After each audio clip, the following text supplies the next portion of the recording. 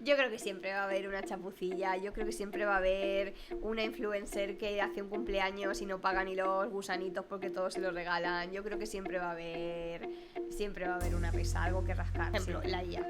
Ya hemos visto varias personas, varias influencers que copian y pegan el copy desde ChatGPT y entonces abajo aparece lo de ¿puedo darte una opción más breve o más concisa? ¿Qué prefieres?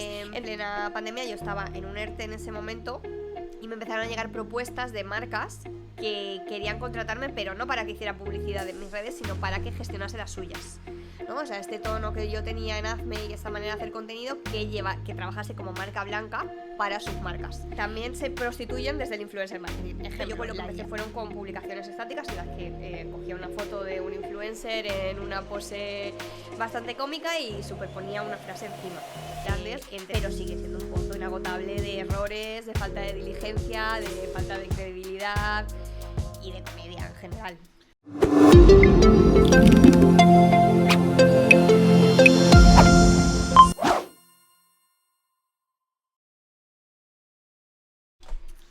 Bueno, bienvenidos a Notas de Marketing, a las entrevistas. Hoy estoy con Lorena de Hazme una foto así, que seguramente casi todos conoceréis porque su contenido es bastante viral y su cuenta tiene miles de seguidores. Y nada, bienvenida y muchas gracias por estar aquí, Lorena. Hombre, gracias a ti por invitarme a compartir espacio en esta silla. Se sentó Rocío Camacho, además, ¿no? Bueno, en esa silla precisamente no, porque fue por Zoom, pero vais a compartir el mismo espacio. podcast, así que sí, algún día si hago un collage de invitados aparecerás con ella y con muchos otros creadores de contenido. Ella pionera, por supuesto. Qué honor. Pues nada, lo primero que siempre me gusta un poco entrar en temática es que nos cuentes un poco de dónde vienes, porque al final, sobre todo, la gente que viene de crear contenido, la gente que viene del mundo del marketing, pues como al final hace 20 años esto casi no existía y era campo, pues todos venimos de lugares muy diversos. Entonces, cuéntanos un poco dónde naciste, qué estudiaste, un poco tus inicios. Yo nací en Valencia. Pasa que nunca hago así mucha marca de esto porque soy hija de andaluces y de pequeña me obsesioné en Argentina. Tengo así una mezcla de muchos sitios, pero nací en Valencia y estudié publicidad y relaciones públicas en Alicante, en la Universidad de Alicante. Y en esta etapa ya universitaria, que además, bueno, pues la universidad es un gran melón, que no es el sitio para abrirlo, pero bueno, tiene muchas cosas que, bueno, que igual no se han adaptado exactamente al ecosistema actual. ¿Y ahora eras tan crítica con el ecosistema? ¿Le discutías a los profesores? ¿Esto no sirve para nada, profe? No sé si tanto discutir a los profesores porque de ellos dependía tu nota, entonces tampoco levantaba yo mucho la voz, pero sí que se comentaba, ¿no? Como acabas tú de decir, planes de estudio completamente obsoletos. Aparte, cuando yo estudiaba era plena irrupción de las redes sociales y los planes educativos te estaban hablando, pues eso, de planificaciones de medios donde se contemplaban solo los medios tradicionales. Entonces no, nunca fui especialmente guerrera en la carrera, pero sí, en el colegio sí, yo era siempre la delegada, la que denunciaba las injusticias, pero luego en la carrera me daba un puntito en la nota porque los créditos hacían falta al final de curso. Además en la universidad estaba lo de que los créditos cada vez te salían más caros. Justo. Entonces sí. Justo. Es una barrera perfecta para evitar disidentes, la verdad. Tal cual, y yo economía ya la repetí 2 o 3 veces, no estaba yo para jugar. Y bueno, cuando acabaste la universidad, no sé si hiciste un máster, si ya empezaste tu trayectoria profesional, cuéntanos un poco esa etapa. No hice máster, me fui a Argentina, ese fue mi máster. Irme a Argentina, yo siempre había idolatrado la publicidad argentina, ¿no? Estas campañas de Quilmes que nos llegaban aquí y veía que la creatividad argentina estaba a años luz de la creatividad española en términos de riesgo, en términos de sarcasmo, un humor mucho más punzante, más afilado, que conectaba más conmigo. Entonces estuve trabajando unos años en Inglaterra, luego para ahorrar, para recorrerme Latinoamérica sola, que era mi sueño, y luego estuve trabajando 3 años en Buenos Aires. Justo ahora que mencionas lo de la publicidad en Argentina, me da la sensación de como que ha quedado un poco más atrás, ¿no? Como que hace años que ya igual no vemos ese empuje, igual ahora... Igual no porque no siga siendo tan fuerte, sino porque igual se empuja más lo de Estados Unidos, se enseña más esa parte y no sé, como que no recuerdo ahora campañas precisamente en Argentina. No sé si es porque por desconocimiento o... No, yo creo que han entrado al tablero pues otros países, como por ejemplo España. Yo creo que la evolución de la creatividad en España ha sido precisamente desde la irrupción de lo digital, ¿no? Que nos hemos atrevido a hacer muchas cosas que antes no se hacían, etcétera. Creo que hay más agentes en el tablero que están a la altura de competir con la creatividad argentina que los que había a principios de los 2000. Pero yo creo que los argentinos, el que tuvo, retuvo. ¿Y más o menos cuándo volviste a España y en dónde empezaste a trabajar, etcétera, etcétera? Pues volví en 2019, pasé por una agencia que no era lo mío porque era muy técnica, marketing digital muy enfocado a la conversión, ¿no? Un trabajo muy mecánico, muy poco creativo, más enfocado en datos. Y de ahí me pasé a cliente, que eso fue lo que yo no sabía que me iba a cambiar la vida. De hecho, estuve en 2 procesos de selección paralelos, uno en una ONG valenciana que además me encanta, que es Mamas en Acción, que hacen acompañamientos a niños que están solos en los hospitales por alguna razón. Mi madre era socia, era una marca que yo conocía mucho, y en paralelo estaba en otro proceso de selección en un hotel, una cadena hotelera de gran lujo. Y no me cogieron en la ONG, en ese momento para mí fue un gran disgusto. Pero bueno, con el tiempo, pues la carambola me salió bien. Y cuando, o sea, estuviste en cliente, en la parte cuando estuviste más en tema agencias y tal, ¿ya empezaste a ver dinámicas de poder, favoritismos, enchufes dentro de la industria? Sí, yo recuerdo estar en Buenos Aires y ya que nos pasaran feeds de influencers, que era el inicio, eran un poco los albores del influencer marketing, o al menos en Argentina, o al menos en mi agencia. Y ya recuerdo que eran absolutamente disparatados en aquel momento. Pero bueno, no sé si tanto abusos de poder, sino que se hicieran las cosas de una manera muy desprolija, ¿no? Muy informal, muy sin recogerlo todo en un contrato, etcétera, y eso, y ya unos fees que en aquel momento ya me parecían astronómicos. Y bueno, supongo que igual ahora estás más desconectada de esa época, o sea, de la época actual en Argentina, pero comparando un momento cuando viste un poco cómo estaba el influencer marketing en España y en Argentina, que supongo que fue cuando cambiaste de un país a otro, ¿estábamos por detrás, estábamos más avanzados, se parecían bastante? Pues no sabría decirte, no quiero dar un dato que sea incorrecto, porque yo cuando volví de Argentina, como he dicho, me metí en una agencia 100% enfocada en performance. Entonces, cuando ya me reenganché al influencer marketing, habían pasado muchos años y no sé si ahí ya se habían acompasado ambos países. Claro. Bueno, pues vamos un poco al nacimiento de Hazme una foto así, que como tú dijiste antes fue un poco lo que te cambió. Cuéntanos pues un poco el momento exacto, el por qué, si fue por un impulso de, yo qué sé, un enfado, si fue por vamos a probar algo, pero ¿cuándo fue el día que dijiste voy a abrir una cuenta en Instagram, supongo que fue, y voy a empezar a repartir a diestro y siniestro? A ver, me encantaría añadirle más épica a este relato y lo digo siempre que me debería haber trabajado el storytelling más, pero ya lo empecé a contar tal y como fue y lo tengo que seguir contando. Ahora ya no queda bien que me invente una historia aquí de abuso de poder o una actitud revanchista, ¿no? Con Hazme. Hazme nació del aburrimiento más puro de estar en pandemia, de estar encerrada y la mayor parte del tiempo sola en casa.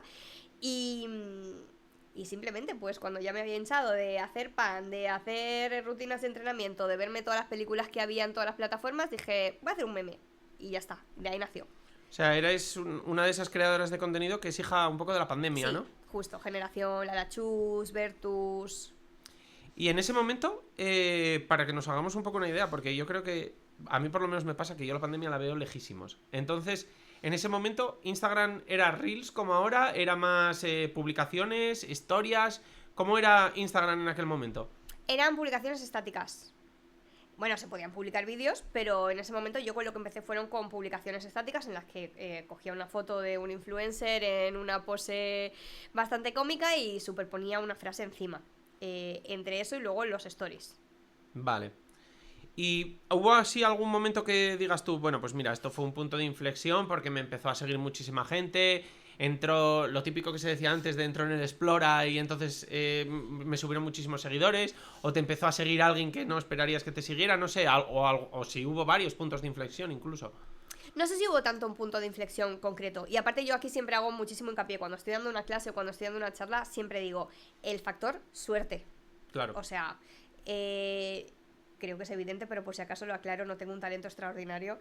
No soy una persona con unas habilidades comunicativas ni para el humor fuera de lo normal. Simplemente estuve en el momento exacto haciendo lo que el tiempo libre que teníamos favorecía y premiaba. Simplemente, entonces nunca me cae muy mal la gente que obvia el factor suerte, ¿no? O sea, yo podía haber hecho esto un año antes y un año después y haber caído completamente en el olvido. Sí, ese típico discurso de que les dicen a esa gente, podrías volver a hacer lo mismo, y que dicen muy seguros que sí, cuando igual... No, totalmente, no, o sea, yo esto lo empiezo a hacer mañana y probablemente pase desapercibido. También ahora hay muchísima más competencia, pero bueno, los índices de consumo de digital en pandemia fueron históricos. Todo el mundo estaba en su casa consumiendo Instagram por encima de sus posibilidades. Y luego también pasaba que los medios no tenían muchas noticias que compartir más allá de la cuarta ola, la quinta ola, la vacuna, etcétera. Entonces también los medios pusieron mucho foco en la gente que estábamos en internet haciendo el mono.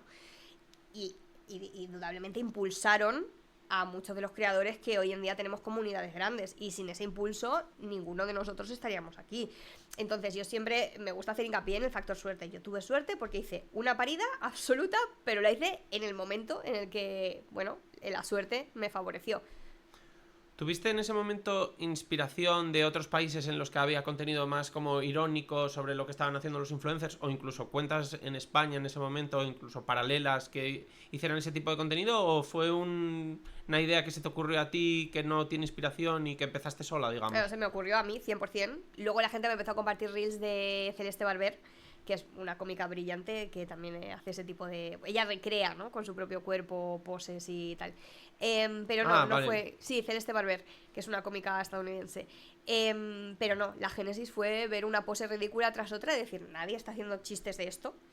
Y de nuevo, o sea, el inicio de la cuenta nunca perseguía ni el éxito, ni la viralidad, ni yo me podía imaginar lo que me iba a traer. O sea, hice 2 memes en mi casa aburrida y un tiempo después explotó. Claro, es que me acabo de dar cuenta de que yo había perdido el foco, igual mucha gente que escucha esto ha perdido el foco, de que se llamaba Hazme una foto así, claro. Porque en realidad era, pues, fotos con posturas extrañas, claro, de los influencers anunciando productos, que casi ahora ya no vemos ese tipo de contenido, porque casi claro, todos suben reels, y que tú ironizabas un poco con, pues yo qué sé, igual hacías un chiste de por qué estaba en esa posición, como... Claro, o vestida de fiesta en mitad de un secarral, o siempre con los ojos cerrados, o con la mano aquí, o con... ahí no ponía el foco todavía sobre la ética, ni sobre la credibilidad de las promociones. Ahí era un humor más superficial, si quieres decirlo. Claro, es que totalmente me doy la razón a mí mismo de que veo la pandemia muy lejos, porque se me había olvidado totalmente.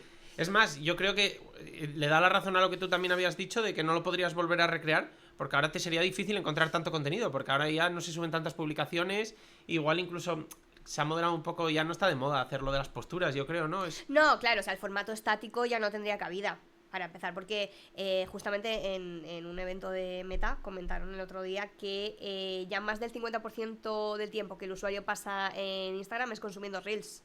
Entonces, una cuenta que a día de hoy nazca de piezas, se alimente 100% de piezas estáticas, no tendría ese empuje. Hay que combinar vídeo, ¿no?, con, o sea, diferentes formatos de vídeo, diferentes formatos en general. Pero sí, en un principio nació así. Igualmente sí que seguiría habiendo contenido. O sea, no tanto gráfico de poses absurdas, pero bueno, ya hemos visto todo lo que hay después. Y bueno, justo además lo has mencionado, un evento de Meta. Entonces, ¿cuándo pasaste un poco de ser una cuenta de humor a ser respetada en el sector y evidentemente pues decir, oye, mira, pues estuve en el evento de Meta? O sea, que ya te vieran como alguien serio que tenía algo que decir dentro del sector. Bueno, he estado como asistente en el evento de Meta, no he sido ponente. La verdad es que tampoco sé cuál fue el punto de inflexión. Sí que sé que la cuenta empezó a ganar relevancia sin que yo lo persiguiese, ¿no? Pero sí que es verdad que cuando yo me di cuenta del potencial que eso tenía, yo jugué ciertas cartas en pos de eso, de un largo plazo, o de que se me viera, que se me conociese, no sé si decir respetase porque me parece un poco pretencioso, pero que sí que se me conociese en el sector. O sea, de hecho, Elvis Santos, que vino a mi podcast, que bueno, para quien no lo sepa, es un señor muy conocido y muy respetado en el mundo de la publicidad, que actualmente ostenta un cargo de muchísima responsabilidad en Ogilvy, que es una de las agencias más importantes del mundo. Y recuerdo que a los, no sé, 4 o 5 meses de Hazme una foto así, él me escribió un privado y me dijo, ay, Lorena, me encantaría usar... Bueno, ni siquiera sabía que me llamaba Lorena. Me dijo, me encantaría usar este contenido en alguna de mis clases y te quiero pedir permiso. Ay, Elvis, pues, o sea, yo no podía creer que Elvis Santos, que es una persona que escuchas cuando estás estudiando, me escribiese y me pidiese permiso, ¿no? Y claro, y el otro día él comentaba en mi podcast que ahora somos los dos profesores del mismo máster en una escuela de negocio, en ISDI. Entonces, esos son mis KPIs, o sea, esas son mis métricas. Claro. Al final, ganar 100.000 seguidores más o que te llamen para una campaña es extremadamente, a mí me provoca muchísima gratitud y también me hace feliz y está dentro de mis objetivos, pero que al final mis métricas son, pues eso, ahora estoy dando clase en este sitio o me invitan como ponente en este otro, o ahora el jueves modero una mesa redonda también de un evento de Cold Square. Entonces, pues eso, que el sector empiece a entender que no eres una niña que está aburrida en su casa riéndose, que lo eras, en marzo de 2020 lo eras, pero que has sabido estirar un poquito el chicle hacia una manera en la que tú entiendes que estás aportando un poquito de valor. Para mí, esa es mi mayor métrica.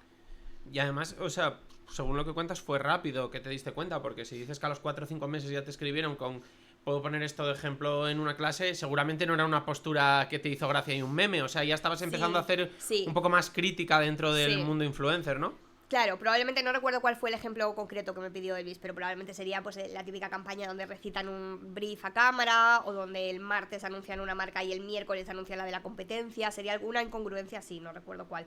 Pero claro, yo en ese momento ya había pasado a poner el foco no tanto en las poses y en esta cosa superficial, que sí, que siempre es chistosa y siempre es efectiva a nivel cómico, pero ya había pasado a poner un poco el foco también en la parte ética y en la parte de credibilidad. Y luego ya me voy a vamos a meternos más en profundidad a la parte del mundo influencer, porque creo que tiene bastante que rascar por ahí. Pero solo por curiosidad, desde ese 2020 hasta hoy, ¿tú te has quedado o has sentido que cada vez tienes que rebuscar más para encontrar cosas que criticarle al sector, o el sector sigue dándote contenido ilimitado? Yo creo que el sector sigue dando contenido ilimitado. No sé si citar alguno de los últimos ejemplos de los Reels porque luego cuando lo publiques va a quedar desfasado, pero bueno, estoy segura de que en ese momento cuando lo publiques habrá más ejemplos. Sí que es verdad que quizá ya, como incluso ha habido sanciones al respecto, pues todos los productos así sin evidencia científica supuestamente milagrosos, sí que es verdad que se ven menos, los anuncios de casas de apuestas se ven menos o no se ven en perfiles tan grandes, pero sigue siendo un pozo inagotable de errores, de falta de diligencia, de falta de credibilidad y de comedia en general. Claro, es que luego hablaremos de ello, pero si te asomas un poco al sector, un poco que te asomes, cualquier profesional siempre te habla de la madurez del sector, entonces da la sensación de que si el sector está madurando, pues tú cada vez vas a tener menos contenido porque ya no es tan gracioso, pero no da esa sensación luego desde fuera porque yo sigo viendo que tú tienes bastante contenido, o sea, no te veo que digas cada vez publica menos o ya está empezando a repetirse. Sí, a repetir contenido, está haciendo refritos, no, para nada, o sea, eso es un sector muy creativo por esa parte, porque cada poco sacan nuevas ideas de cómo darle la vuelta de tuerca, de decir, ¿por qué sales por aquí? Y si además ya es un sector acomodado, ya no necesita, yo creo, arrastrarse tanto en determinadas cosas como para... No sé, creo que los influencers medianamente viven bien, pero sigo viendo cosas que dices, no te pega ya. Sí, madre mía, se han abierto tantos frentes que no sé por dónde empezar. Te iba a decir, es un sector maduro, pero maduro como el adolescente de 13 años que está en plena pubertad y entonces de repente tiene como un destello de lucidez y de madurez, pero al día siguiente desbarranca otra vez, ¿no? Si hablamos de que el sector del influencer marketing está en madurez, yo lo asocio a ese tipo de madurez, no a la madurez ya de los 20. Eso por un lado. Luego sí, seguimos viendo cosas que no son necesarias. Pues sin ir más lejos, el otro día una influencer de más de 1 millón de seguidores que colabora habitualmente con marcas de lujo y que el otro día estuvo en el desfile de Carolina Herrera en primera fila, una semana antes había hecho una promoción de una marca de alineadores de estos que no tienen demasiada buena reputación y además con un storytelling también bastante cuestionable porque su marido es dentista y ella salía diciendo, bueno, es que no sé si ponerme alineadores y se veía que no, luego en la puerta de la clínica decía, al final alineadores no, pero os dejo un código de descuento por si vosotras sí os queréis poner, o sea, ¿no? A nivel storytelling muy cuestionable. Y luego, ¿qué otra cosa iba a decir? Eso, que nunca se agota porque incluso las novedades que se incorporan al sector también se prostituyen desde el influencer marketing. Ejemplo, la IA. Ya hemos visto varias influencers que copian y pegan el copy desde ChatGPT y entonces abajo aparece lo de ¿puedo darte una opción más breve o más concisa? ¿Qué prefieres? Entonces, yo creo que el contenido no se va a acabar nunca en el sentido de que siempre va a haber alguien haciendo una chapuza que incorpore algo nuevo. O por ejemplo, la semana pasada también publiqué una foto de una chica que había recibido una caja y estaba haciendo el unboxing y en la caja había un folio, un DIN A4 que ponía mecedora, hacer vídeo. Vale. Y me contestaron un montón de personas que trabajaban en marcas y me dijeron, es que esa es la nueva moda, como ahora los emails ya no se leen, 3 Vale. párrafos no se leen, Vale. ahora hay que poner en cada caja un folio con 4 palabras, instrucciones precisas, hacer un vídeo, subir 2 stories dentro de la misma caja. Entonces no creo que... Vamos, no sé, a lo mejor me equivoco, pero yo creo que siempre va a haber nuevas formas, nuevas cosas, nuevos contenidos y nuevas chapuzas que a día de hoy no existen y no somos conscientes, pero que conforme se incorporen esas tecnologías al sector de influencer marketing se hará el mal uso que se hace como se hace de las actuales. Vale. Pues me queda claro. O sea, voy a volver porque ha sido culpa mía que me he ido totalmente, te dije. Luego hablamos del mundo del influencer marketing. Pues ahora. Y te he dado pie, pero quiero volver un poco a esta parte de un poco de tu cuenta. Cuando, bueno, al final decidiste durante mucho tiempo ser anónima, un poco justo te lo decía antes fuera de cámaras, a lo Ceci Army. ¿Cuándo decidiste y por qué decir, bueno, pues creo que ya hay que quitarse el pasamontañas, que en tu caso Ya. no lo llevabas, pero bueno, por si Ceci Army quiere también tomar nota y decir, pues mira, es buena idea, igual debería hacerlo yo también. Sí, bueno, Ceci Army es muy de tomar nota y de tomar cosas que no son suyas en general, así que bueno, igual le sirve. En realidad tampoco, o sea, yo siento que nunca hice del anonimato mi marca, como la vecina rubia, por ejemplo, ¿no? Que sí que alimenta esa expectación alrededor de cómo es su aspecto y de quién es ella. O sea, la cuenta empezó a ganar relevancia porque yo hablaba de terceras personas y entonces mi figura quedaba completamente relegada al rol de narradora. Y por lo tanto a nadie le interesaba cómo era mi vida ni cómo era mi cara, o eso pensaba yo. No sé, nunca hice de ello una marca, sino que se fue dando de manera natural y yo entendí que la gente no entraba a Instagram a ver qué había comido yo o a ver dónde me había ido de vacaciones yo y que a mí tampoco me apetecía compartirlo. O sea, mi objetivo nunca ha sido ser famosa. Pero era también un poco por ese miedo, un poco a salir en redes, eso que a veces nos da miedo a salir en un vídeo, en una foto y dices, es más fácil crear contenido sin exponerte, ¿no? ¿O era simplemente por estrategia? No era por estrategia, era como digo, o sea, yo sentía que no había tal expectación, yo no la alimentaba y sentía que tampoco sumaba que estuviese yo. Sí que es verdad que cuando empecé a usar el filtro de los ojitos y la boca... Claro, ahí me refería yo que Claro. me da la sensación de que es el típico que usamos todos cuando tenemos miedo a salir, ¿no? Y entonces Sí. dices, voy a usar esto porque no se me ve o estoy más cómodo. O mucha gente lo sube en mejores amigos, que me fijo, porque yo qué sé, pues no te tienes que salir bien, ¿no? Pues solo salen los ojos y la Ya, boca. sí. No, pero no era por eso, no era por salir bien ni por salir mal, era porque a nivel creativo me daba mucha más cancha que estar siempre buscando el meme o la frase de la película concreta que quería meter para que se entendiese el chiste. Era mucho más fácil, no, bueno, sí, más sencillo y además a nivel creativo tenías muchas más posibilidades, ¿no? De grabarte tú diciendo lo que quisieras, crear personajes distintos, poner tu boca en distintas caritas, etcétera. Pero no lo hacía por un miedo. De hecho, yo cuando yo decidí aparecer, que lo hice en octubre del año pasado,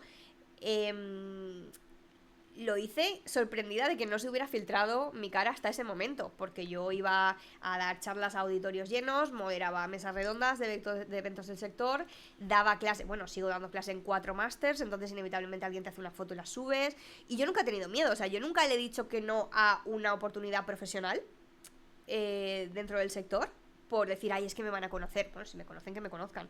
Pero en un punto dije, bueno, pues si al final va a ser inevitable que alguien una vez suba una foto mía, porque sí que había fotos ya rulando por WhatsApp, etcétera.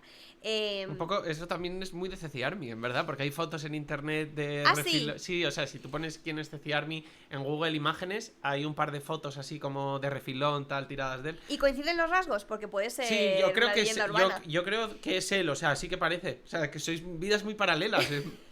Bueno, no sé si eso es un halago, pero bueno, sí, no sé, no se había filtrado hasta ese momento mi cara, pero no porque yo tomara especial recaudo, de verdad. O sea, yo iba a todos los sitios a cara descubierta y al final dije, bueno, la foto se va a filtrar en algún momento, pues mejor hacerlo tú con un vídeo simpático dentro del personaje, ¿no? El vídeo era como que yo me presentaba a un casting porque María Pombo acababa de salir de su agencia, entonces yo me presentaba al casting como diciendo, me presento yo para ser la nueva estrella de la agencia, y me pareció una manera simpática de hacerlo, y sobre todo en los meses posteriores también me centré mucho en que la gente no percibiese que ahora la estrella era yo, o Claro. que ahora la cuenta va a girar en torno a mí.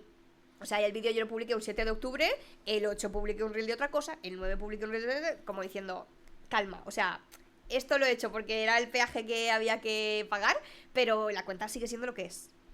Pero, o sea, yo es una cosa que creo, pero bueno, a ver cuál es tu respuesta. Yo la tengo bastante clara. Si mañana la cuenta cambias el nombre o abrieses otra cuenta que se arroba Lorena Macías y empezases a subir tu desayuno, tus vacaciones, etcétera, etcétera, ¿tú crees que traccionaría? Porque yo creo que No. sí. ¿Tú crees que sí? Yo estoy casi seguro de que sí. Pero porque la gente me seguiría a ver si yo caigo en los mismos errores que las influencers. Bueno, y también un poco porque supongo que tienes un poco lo que tienen muchos influencers, que es ese cariño de la comunidad. Entonces a la gente Ya. le gustaría saber a dónde vas de vacaciones, si tienes pareja, si no, quién es, todas esas...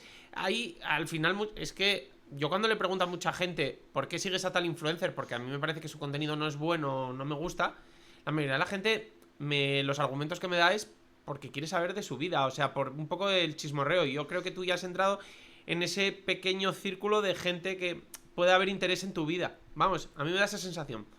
No sé, no sabría decirte, o sea, el cariño sí que lo percibo y recibo mensajes preciosos y les hago pantallazo a todos del tipo de, pues estoy pasando una mala racha y siempre contigo me río, o me leí tu libro en cuidando de mi madre en paliativos, o ese tipo de mensajes que le dan un sentido a lo que tú haces, por más que suene egocéntrico, ¿no? Que al final no deja de ser también validación positiva y creo que hay que ignorar tanto la validación positiva continua de eres la mejor, eres la mejor, eres la mejor, como la de eres la peor y te tienes que ir de España porque has cometido este error y etcétera. O sea, creo que ni una cosa ni la otra debe permearte y debes permitir que eso defina tu valor. Pero yo creo que sí, el cariño de la gente sí, puede ser que lo tenga, pero la expectación, el interés sobre mi vida, yo no sé, yo diría que no. O yo lo percibo así, no A sé. mí me da la sensación de que 20.000, 30.000 seguidores Sí. no te los quita nadie si según en un mes si abres la cuenta hoy. A mí me da esa sensación. No sé, puede ser una campañita de holística ahí con el desayuno. Me preguntáis que qué desayuno, que me notáis el pelo mejor. Yo Puede creo que podría pasar. Y luego si quieres hablamos de este tema, no te quiero dar pie al tema, pero dicen muchos influencers de estos de maternidad, etcétera, etcétera, que si no enseñan las caras de sus hijos cuando hacen la publicidad, que los fees bajan. Entonces, tú, por ejemplo, que pasaste de no mostrar la cara a mostrar la cara, ¿notaste que los fees cambiaban? No, no. Vamos, a lo mejor estoy perdiendo dinero ahora que lo decimos. No me pasó. No me pasó. No, ni cambiaron los fees, ni empecé a recibir más propuestas de las que recibía. Tampoco, no noté un cambio abrupto, ¿eh? O sea, me empezó a reconocer gente por la calle, pero fue las semanas, meses inmediatamente posteriores a la publicación de ese vídeo, porque luego ya al final es una cara un recuerdo que se te diluye, no eres como Dulceida que estás desayunando, comiendo y cenando con su cara. Al final a mí me viste una vez en un vídeo hace 3 meses, me ves en la calle, Claro. fuera de contexto, no te acuerdas de mi cara, ¿no? Ay, perdona, se me ha ido. ¿Cuál era la...? No, sí, habían cambiado los fees como lo No, que te decía. los fees no han cambiado en absoluto, ni he recibido más propuestas de más campañas distintas. También porque mi publicidad, la publicidad que yo hago en la cuenta sigue siendo la misma. Sigo sin aparecer yo, o sea, sigue sin aparecer mi cara, mejor dicho. Si me voy de vacaciones no subo stories del coche que he alquilado que me han dejado gratis, ni del hotel donde me estoy alojando gratis. Es decir, o sea, no ha habido ningún cambio a nivel editorial en mi cuenta. Pero lo de los fees lo voy a mirar a ver si estoy yo perdiendo dinero. Yo creo que por esa parte no lo sé, pero seguramente que por lo de irte de vacaciones que Sí, te dejas esa en un parte coche sí. y todo, ahí está habiendo una pérdida. Sí. Y por otro lado, o sea, al final, jugando tanto siempre con la ironía, la crítica, etcétera, etcétera, puede haber algún momento en el que o tú resbales o alguien incluso se tome algo a malas, etcétera, etcétera, intente pues mover a su comunidad contra ti o intente difamarte o lo que sea. ¿Has tenido algún momento así de hate o algún problema? No he tenido, toco madera, ninguna comunidad que haya venido contra mí, no. No. Pero a ver, también entiendo que hay un porcentaje de gente que cuando entra a mi cuenta sí que lo hace buscando ese resbalón, porque naturalmente si yo estoy mirando a todo el mundo con lupa, entiendo que la gente me mire a mí con lupa, por supuesto. Sí, lo que dicen del que a hierro mata, a hierro muere. Claro, ¿no? totalmente, y entiendo que habrá gente que estará deseando pillarme en un renuncio y me pillarán en un renuncio cualquier día, porque es inevitable, porque nadie es perfecto, porque como le dijo María Pombo a Bryce F., aquí nadie se libra. Cuando la polémica del libro y Bryce hizo un vídeo comentándolo y María Pombo le comentó, ya te tocará, aquí nadie se libra, aquí nadie nos libramos. Estoy segura de que yo, que llevo muchos años años sembrando y muchos años echándole tronquitos de leña al fuego, el día que yo dé un patinazo hay mucha gente que me tiene muchas ganas. Pero no solo influencers, gente en general del sector, o gente que esté en su casa pensando pues que mi repercusión es inmerecida o que no hago gracia o que lo que sea. O sea, hay que convivir con eso y como he dicho antes, ni porque te digan que eres la mejor, creerte que eres la mejor, ni porque te digan que eres la peor persona de España, creértelo tampoco, ¿no? Si es infundado. Entonces, bueno, pues el día que me pase, pues supongo que apagaré el móvil, me iré a la playa y a la semana volveré como si nada. Y por la parte un poco de lo que tú dices de que, bueno, al final todos sabemos además que los influencers no suelen tener mucho sentido del humor si haces bromas sobre ellos. ¿Tienes así alguna lista de los que peor se lo han tomado e incluso lo contrario, de los que se lo han tomado bien, si hay alguno? No, es que ten en cuenta que ellos casi nunca son los que se pronuncian. O sea, muy al principio de la cuenta, cuando la cuenta apenas tenía 5 o 6 mil seguidores, sí que ellos escribían desde cuentas falsas, pero que se notaba, ¿no? Que hacían demasiado hincapié en defender a un influencer que supuestamente era alguien ajeno a ellos. Pero desde que la cuenta fue ganando repercusión, y no tanto repercusión, sino desde que hubo medios que empezaron a legitimar un poco mi propósito, ¿no? En el momento en que un medio grande como El País o como Cosmopolitan le da voz a lo que está haciendo una persona en internet, yo creo que deja de leerse a todas luces como hate o como el entretenimiento de una niña que está aburrida en su casa, porque le están un poco validando terceros que sí que se han ganado ese prestigio, ¿no? Entonces ahí, bueno, pues empezaron a mirar para otro lado. La verdad que nunca he tenido... Sé que quedaría genial como el storytelling del inicio de la cuenta, quedaría genial que yo contase que me amenazan, que... Pero la verdad es que no, es que pasan de largo y ni contestan en privado ni en público. ¿Y para lo positivo, alguno que le haya hecho gracia, alguna burla o tal, o tampoco los has encontrado con...? A la única que medio me creo es a Violeta, en ese sentido. Porque es verdad que Violeta ve todos mis stories y se ríe de todo el mundo cuando le toca a otros, pero cuando le toca a ella también se ríe. Y se ríe en público y se ríe en privado. Entonces esa es la única que medio me creo. Luego hay un grueso de influencers que identificas perfectamente los bandos, ¿no? Si tocas a uno de su bando... O sea, perdón, si tocas a uno del bando opuesto, qué risa, jaja, qué cutre, bla, pero si tocas a uno de su bando, esto no es así, esto es que lo has entendido tú mal, esto se puede leer de otra manera, ¿no? Se identifican ahí muy bien los bandos. Y luego, yo te he oído también algunas veces mencionar que hay muchos que te tienen bloqueada. No sé si es parte del storytelling o no. sí que es real. Hay muchos que me tienen bloqueada, sí. Incluso hay una que me debe tener bloqueada por IP porque en ninguno de mis... Yo tengo 2 móviles, el de Hazme y el personal, y tengo acceso pues a muchas cuentas, tanto mía, la del podcast, como las de clientes que gestionamos en la agencia. Y hay una en concreto que es que no podía entrar desde ninguna de las maneras, no sé cómo lo hizo, si existe alguna manera de bloquear por IP que es más efectiva que el resto, pero sí hay un montón que me tienen bloqueada. O sea, yo por lo que sé puedes como bloquear una cuenta y luego, como ahora hay una forma fácil de hacerte una cuenta que es como a través de la que ya tienes, para no tener que meter otro email, otra tal, pues bloquea todas las subcuentas que cree esa cuenta principal. Pero yo más allá de eso, igual es simplemente que tiene chivatazo de con qué cuentas. Aún así, me parece de primero de redes, porque son perfiles que los tienen abiertos. Claro. Y tú puedes verlos desde el ordenador en incógnitos, sin entrar en Instagram. O bueno, además hay muchísimas aplicaciones que sirven para ver historias.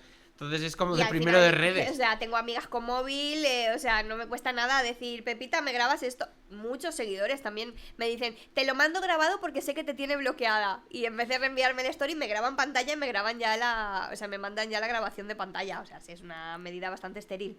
Sí, además es que es como... te quedas en evidencia. Quedas en evidencia por un lado porque ya... No, al final no hay mayor desprecio que no mostrar aprecio. Si ya bloqueas a alguien, ya... Y por otro lado, si lo bloqueas es porque ¿qué vas a hacer? Cosas malas y que no quieres...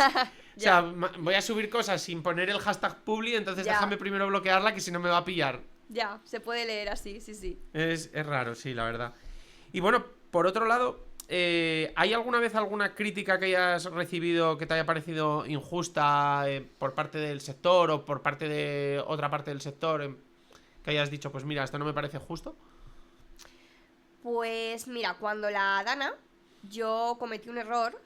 Bueno, la historia resumida fue más o menos así. Yo estaba en el coche, precisamente estaba yendo a Picaña a echar una mano allí. Yo soy valenciana, como he dicho al principio. Y me llamaron de un medio de comunicación muy grande y me dijeron: estamos preparando un artículo sobre influencers que están difundiendo bulos de la Dana. ¿Tienes en mente alguna que hayas visto? Y yo dije, estoy en el coche, no tengo, como he dicho, 2 móviles, el de Hazme y el otro. Digo, no tengo el móvil de Hazme conmigo. Me suena que he visto a esta y a la otra. Casualmente una de ellas era una hermana Pombo y yo me equivoqué en el nombre. Vale. Y dije, no, cuando llegue a casa lo miro y te lo confirmo. Llegué a mi casa a las tantas de la noche, hasta aquí de Barro, nunca lo confirmé, nunca lo miré. Entonces, cuando se publicó la noticia, ellos dieron el nombre de la hermana Pombo, que no había sido la otra, María, ¿no? El titular era María Pombo difunde este bulo y lo había difundido Marta, lo había compartido Marta. Entonces, naturalmente, fue un error mío, amplificado por un medio de comunicación muchísimo más grande que yo. Al final, si hubiera sido un error mío en mi cuenta, entiendo que lo hubiera subsanado con mi comunidad, pero claro, eso había ido muchísimo más lejos. Entonces, yo recuerdo además esa polémica, no sabía que había sido tú la primera ficha de dominó que había. Sí, y de nuevo, o sea, fue un error mío. También un error mío porque me equivoqué de nombres y porque tampoco fui consciente del todo de la repercusión que podían tener mis palabras, ¿no? Al final no caí en la cuenta de que eso lo iba a amplificar un medio de comunicación muy grande y que tenía que tener 100% seguro, 100%, o sea, no debería haber dicho, creo que esta y la otra, en casa te lo miro, tenía que haber dicho, en casa lo miro, directamente. Claro. ¿No? Entonces el error fue mío. Entonces salí en mi cuenta, lo aclaré, pedí disculpas y sí que hubo gente que entendió que había sido un error deliberado y que yo con ese error buscaba menoscabar la imagen de la Pombo más famosa, que era la que había sido la protagonista del titular, ¿no? Como digo, fue un error mío y no me...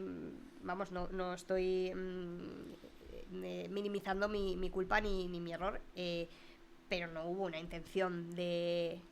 O sea, no era parte de mi voluntad decir, sí, quiero que esta sea la Pombo que ocupe el titular. Pero ella fue, yo recuerdo a María Pombo cuando aquello fue más contra el medio, ¿no? O sea, no debió hacer tanto hincapié en ti, ¿no? No, bueno, sí, pero compartió unos stories diciendo que era intolerable que se usara su nombre en vano, que en ese caso tenía razón. María Pombo, ella no lo había compartido su hermana, y en ese caso su queja era 100% lícita. No me mencionó directamente a mí, pero el artículo sí que me mencionaba a mí como fuente, ¿no? Sí, pero yo a ella como que la recordaba más enfadada con el medio. Es más, yo en ese momento yo recuerdo haber escrito algo como en plan, es que los medios también, o sea, quiero decir, se lo estás poniendo muy, muy fácil, o sea, si no ha escrito nada y dices que, o sea, ni ha dicho nada y dices que sí, es que eso se desmiente en nada. Ya, claro, no había un pantallazo, o sea, sí que estaba el pantallazo de su hermana, pero que bueno, que quiero decir que, como digo, es un error mío y que por supuesto asumí en su momento las consecuencias y salí y lo aclaré tan pronto como pude, pero que hubo gente que sí que vio ahí una intencionalidad de, no, tú has dicho María porque así se hace más grande la bola, porque... No, entonces esa crítica sí que me pareció injusta, pero vamos, como decíamos al principio, es que todo el mundo se resbala, nadie es perfecto, y como digo, para mí fue al contrario, una lección aprendida. O sea, a partir de ahora tienes que tener muy en cuenta, aunque tú te autopercibas como una monigota que se levanta, se va a trabajar y se va a clase, etcétera, lo que tú dices lo están viendo 350 y pico mil personas. Claro. Entonces, que tú te equivoques en un nombre, para ti es un error menor, pero no lo es. O sea, en ese momento sí que empecé a ser más consciente de eso, de la repercusión que tienes y que puede tener un error tuyo. Claro, además pasa en las redes, o sea, lo que dices 100% bien, 100% contrastado y tal, lo verán X personas, claro, pero lo que digas mal lo van a ver por 10 esas mismas personas, o sea, se va a hacer más grande. Sí, totalmente, y a lo mejor esas mismas personas que se sintieron defraudadas o que vieron ahí una intencionalidad oculta, a lo mejor son personas que me seguían desde hacía 3 años y durante 3 años... ¿sabes? Yo me iba para arriba en la conversación y veía, pues, de nuevo, ¿no? Jaja, eres la mejor, qué buena, etcétera. Y de repente un día resbalas y eres la peor persona del mundo y lo has hecho con una intención clarísima de tal. Por eso tienes que darle a las cosas la importancia, al feedback, la importancia que tiene. Claro, es que esto justo lo comentamos el otro día en este podcast, que estábamos hablando un poco del entorno de LinkedIn y de estas marcas personales que hay dentro de LinkedIn, que son como, intentan como, yo los llamé el Grinch en LinkedIn, es como normalmente siempre están criticando el contenido de otros o las campañas de otros. Entonces hablábamos un poco que al final la comunidad que les rodea son un poco gente también extremadamente crítica, sí. Entonces llega un momento que tarde o temprano eso se te vuelve en contra. Total. Porque es un caldo. sí que es verdad que tu cuenta tiene un lado constructivo, pero habrá mucha gente que está simplemente porque le gusta la sangre. Entonces, evidentemente, pues lo que tú dices, nada más que te equivoques tú, pues también te van a atacar a ti. O sea. Sí, ese boomerang del odio te vuelve con la misma intensidad.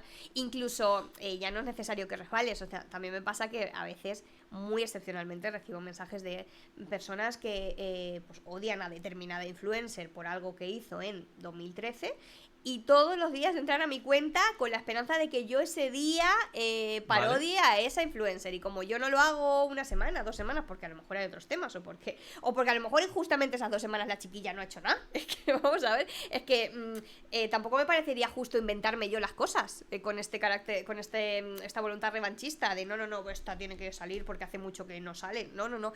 Entonces, a veces recibo mensajes de, claro, pero hace ya mucho que no sacas a esta, ¿cómo se te nota la patita? Que asomas la patita y o sea, sigues, pero justamente hablando de eso, ¿sigues algún criterio en cuanto a elección de influencers? Porque, a ver, no me refiero sobre todo a números. Es decir, están los más grandes, que normalmente, pues, se equivocarán más o se equivocarán menos, pero luego hay como un segundo tier, que es gente pequeña, que suelen ser los que la lían muchísimo más porque vuelan bajo el radar. Y a mí me da la sensación de que como que tú te enfocas más en los grandes simplemente porque igual tienen que dar ejemplo o porque con los pequeños igual ni lo puedes abarcar, ¿no? No, pues fíjate, hay gente que al revés, hay gente que tiene la percepción opuesta. De, claro, es que solo con los pequeños porque con los grandes no te atreves. Hay gente que también me dice, esto si lo llega a hacer Dulceida, con Dulceida no te atreves. Bueno, a ver, igual estaba, lo que ellos son, para ellos son pequeños, son por debajo de Dulceida. Yo estaba hablando de los de por debajo de Dulceida y los siguientes, ¿sabes? Ya. Ese es 100.000, 200.000, medio millón, que por ahí, pues, lo que te digo, no hay nadie casi que les tosa porque no hay molestia para ellos, ¿no? No tienen tanta comunidad. Sí, no, pero no sigo un criterio de seguidores. O sea, es que al final creo que hay o sea, se magnifica o se mitifica mucho la vida detrás de hazme una foto así o de cualquier persona que tenga repercusión en redes. Al final el criterio es mucho más sencillo, es ¿cuánto tiempo libre he tenido ese día? Porque hay días que a lo mejor han pasado un montón de cosas, pero yo pues eso, hoy estoy grabando un podcast, voy a llegar a mi casa de noche. Hoy, por ejemplo, no voy a tener tiempo de hacer una batida. Claro, al final lo que decías, lo que te comparten. Entonces te van a compartir más, lo más visto, lo que más Claro, o quizá me comparten algo, pero a lo mejor pues no llego a ver justo ese mensaje. A lo mejor algo es muy jugoso, pero se me hunde en el DM y no llego, y mañana ya hay otro tema, y etcétera. Entonces el criterio de selección de verdad que no obedece a ninguna estrategia. O sea, depende del tiempo que haya tenido ese día, de la inspiración también. Hay veces que, como a toda la gente que hace comedia, supongo, hay veces que ves algo e inmediatamente se te ocurre cómo contarlo, cómo darle la vuelta, y hay veces que ves 25.000 stories y dices, pues es que esto cómo lo hilo con esto, es que esto es que lo hizo también la semana pasada, pero no me convence, tal. Y hay días que a lo mejor estoy una hora y pico mirando cosas y no veo nada que al final me parece un poco pretencioso llamarlo creación o llamarlo creatividad si no lo compara con un proceso creativo como puede ser un libro o una película, etcétera. Es muy pretencioso usar la palabra creatividad, como digo yo, para alguien que utiliza el modo gratuito de CapCut. Es muy gracioso, o sea, es muy pretencioso, pero no deja de ser también esa chispa, ¿no? Que se te prende de decir, pues voy a hacer una parodia de esto o la voy a hacer de otra cosa, ¿no? Tampoco me gusta señalar por señalar, ¿no? Eso es lo que quiero decir. Que sería muy sencillo decir, mira esta, mira esta, mira esta, y ya está. Y sin embargo me gusta unirlo todo de manera que como fabricar un sketch a partir de un contenido que ellas suben. Y si no tengo el tiempo o ese día no tengo la inspiración para darle esa forma, no lo subo. ¿Y hay algún contenido que tú detectes que gusta más? Yo que sé, por ejemplo, te recordaba cuando subías a los que subían sus cosas luego a Vinted, no sé, gente que intenta ocultar lo de Publi, campañas, mensajes que se cuelan en los copies, no sé, algo que digas tú, ¿es lo que más gracia hace o lo que más suele gustar? No, todo hace la misma gracia, yo creo. Es verdad que los Mendigram suelen tener bastante buena acogida porque cada vez son más cutres y cada vez son por productos de menor valor, pero al final lo que tú mencionabas pues son líneas de contenido distintas de Encuentra helado o los titulares de Victoria Federica y todo eso, y no noto que uno esté por encima de otro. Y mencionabas también antes que al final pues tú dispones del tiempo que dispones porque tú tienes tu parte más profesional, y justo además quiero luego hablar un poco ya de esa transición a convertir la cuenta en hazme una publi así, etcétera, etcétera, pero en tu cuenta de Hazme una foto así, ¿llegaste en algún momento a plantearte contratar a alguien que te ayudaran, yo qué sé, con la edición, que te ayudaran con alguna parte, que aumentar el equipo? Sí, una vez conté con un chico para que me ayudara a editar unos reels y el resultado era demasiado profesional. Vale. O sea, se percibía, o yo lo percibía, que no era tan cutre como si lo hace una persona que no tiene conocimientos de edición, como claramente es mi caso, y se ve ese contenido tan casero, ¿no? Como es mi caso. Entonces, no, ni siquiera cuento con alguien. También, supongo que si lo hubiera intentado, al final Hazme una foto así tiene... es un poco como dejar tu bebé en brazos de otro, ¿no? Al final... Pues eso, hay cosas que son imperceptibles como la edición, pero yo creo que el humor es un Bueno, humor... yo estaba pensando más en edición, curadores de contenido, que te traigan, bueno, pues el contenido un poco más ya picadito y no sé, o sea, o incluso que te ayuden con la gestión de mensajes. No, nunca he contado con ayuda. Bueno, es una forma de hacerlo. Y bueno, vamos a pasar ya a cuando ya sí quisiste dar un paso más y montaste Hazme una publi así. Cuéntanos un poco cómo nació, qué es, etcétera, etcétera. Pues cuando la cuenta explotó, en plena pandemia, yo estaba en un ERTE en ese momento y me empezaron a llegar propuestas de marcas que querían contratarme, pero no para que hiciera publicidad en mis redes, sino para que gestionase las suyas, ¿no? O sea, este tono que yo tenía en Hazme y esta manera de hacer contenido que trabajase como marca blanca para sus marcas. Entonces yo, estando en pandemia, me di de baja del ERTE, o sea, no mi vinculación con el hotel, pero sí renuncié a la prestación por desempleo y me di de alta de autónoma de manera telemática, sin salir de casa porque estábamos encerrados. Entonces empecé a ser autónoma en pandemia porque me empezaron a llegar propuestas de personas que gestionaban marcas y que me seguían, ¿no? Empecé a coger trabajo, paralelamente también las clases, que si quieres luego lo contamos, etcétera, y llegó un punto en el que tuve que empezar a delegar ciertas tareas más operativas porque el día tenía las horas que tenía, ¿no?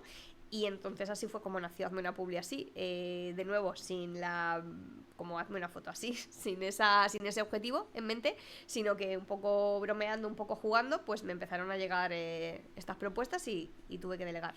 ¿Y cuál es más o menos ahora su tamaño actual? Pues ahora son 2 chicas, bueno, somos 3, o sea, 2 chicas y yo, y bueno, creciendo poquito a poquito.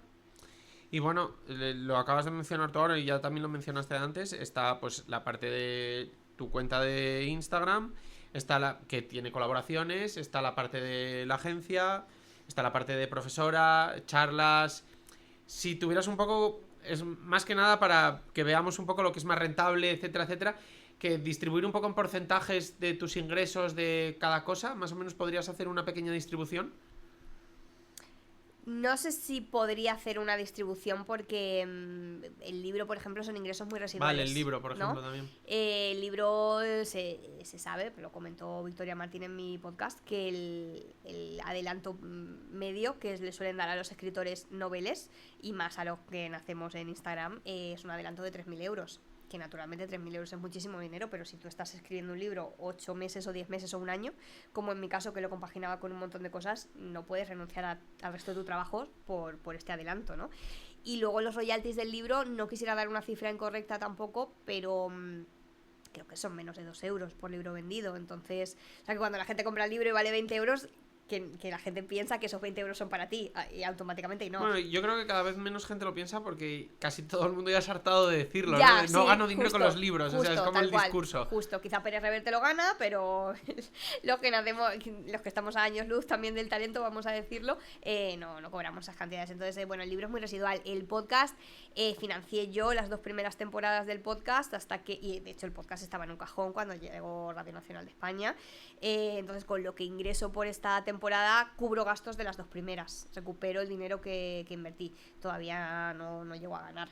Entonces el podcast tampoco cuenta como vía de ingreso. Es que también creo que es necesario que desmitifiquemos, ¿no? No, me parece muy bien lo que estás haciendo porque mucha gente dirá, se está forrando con el podcast, se está forrando con el libro.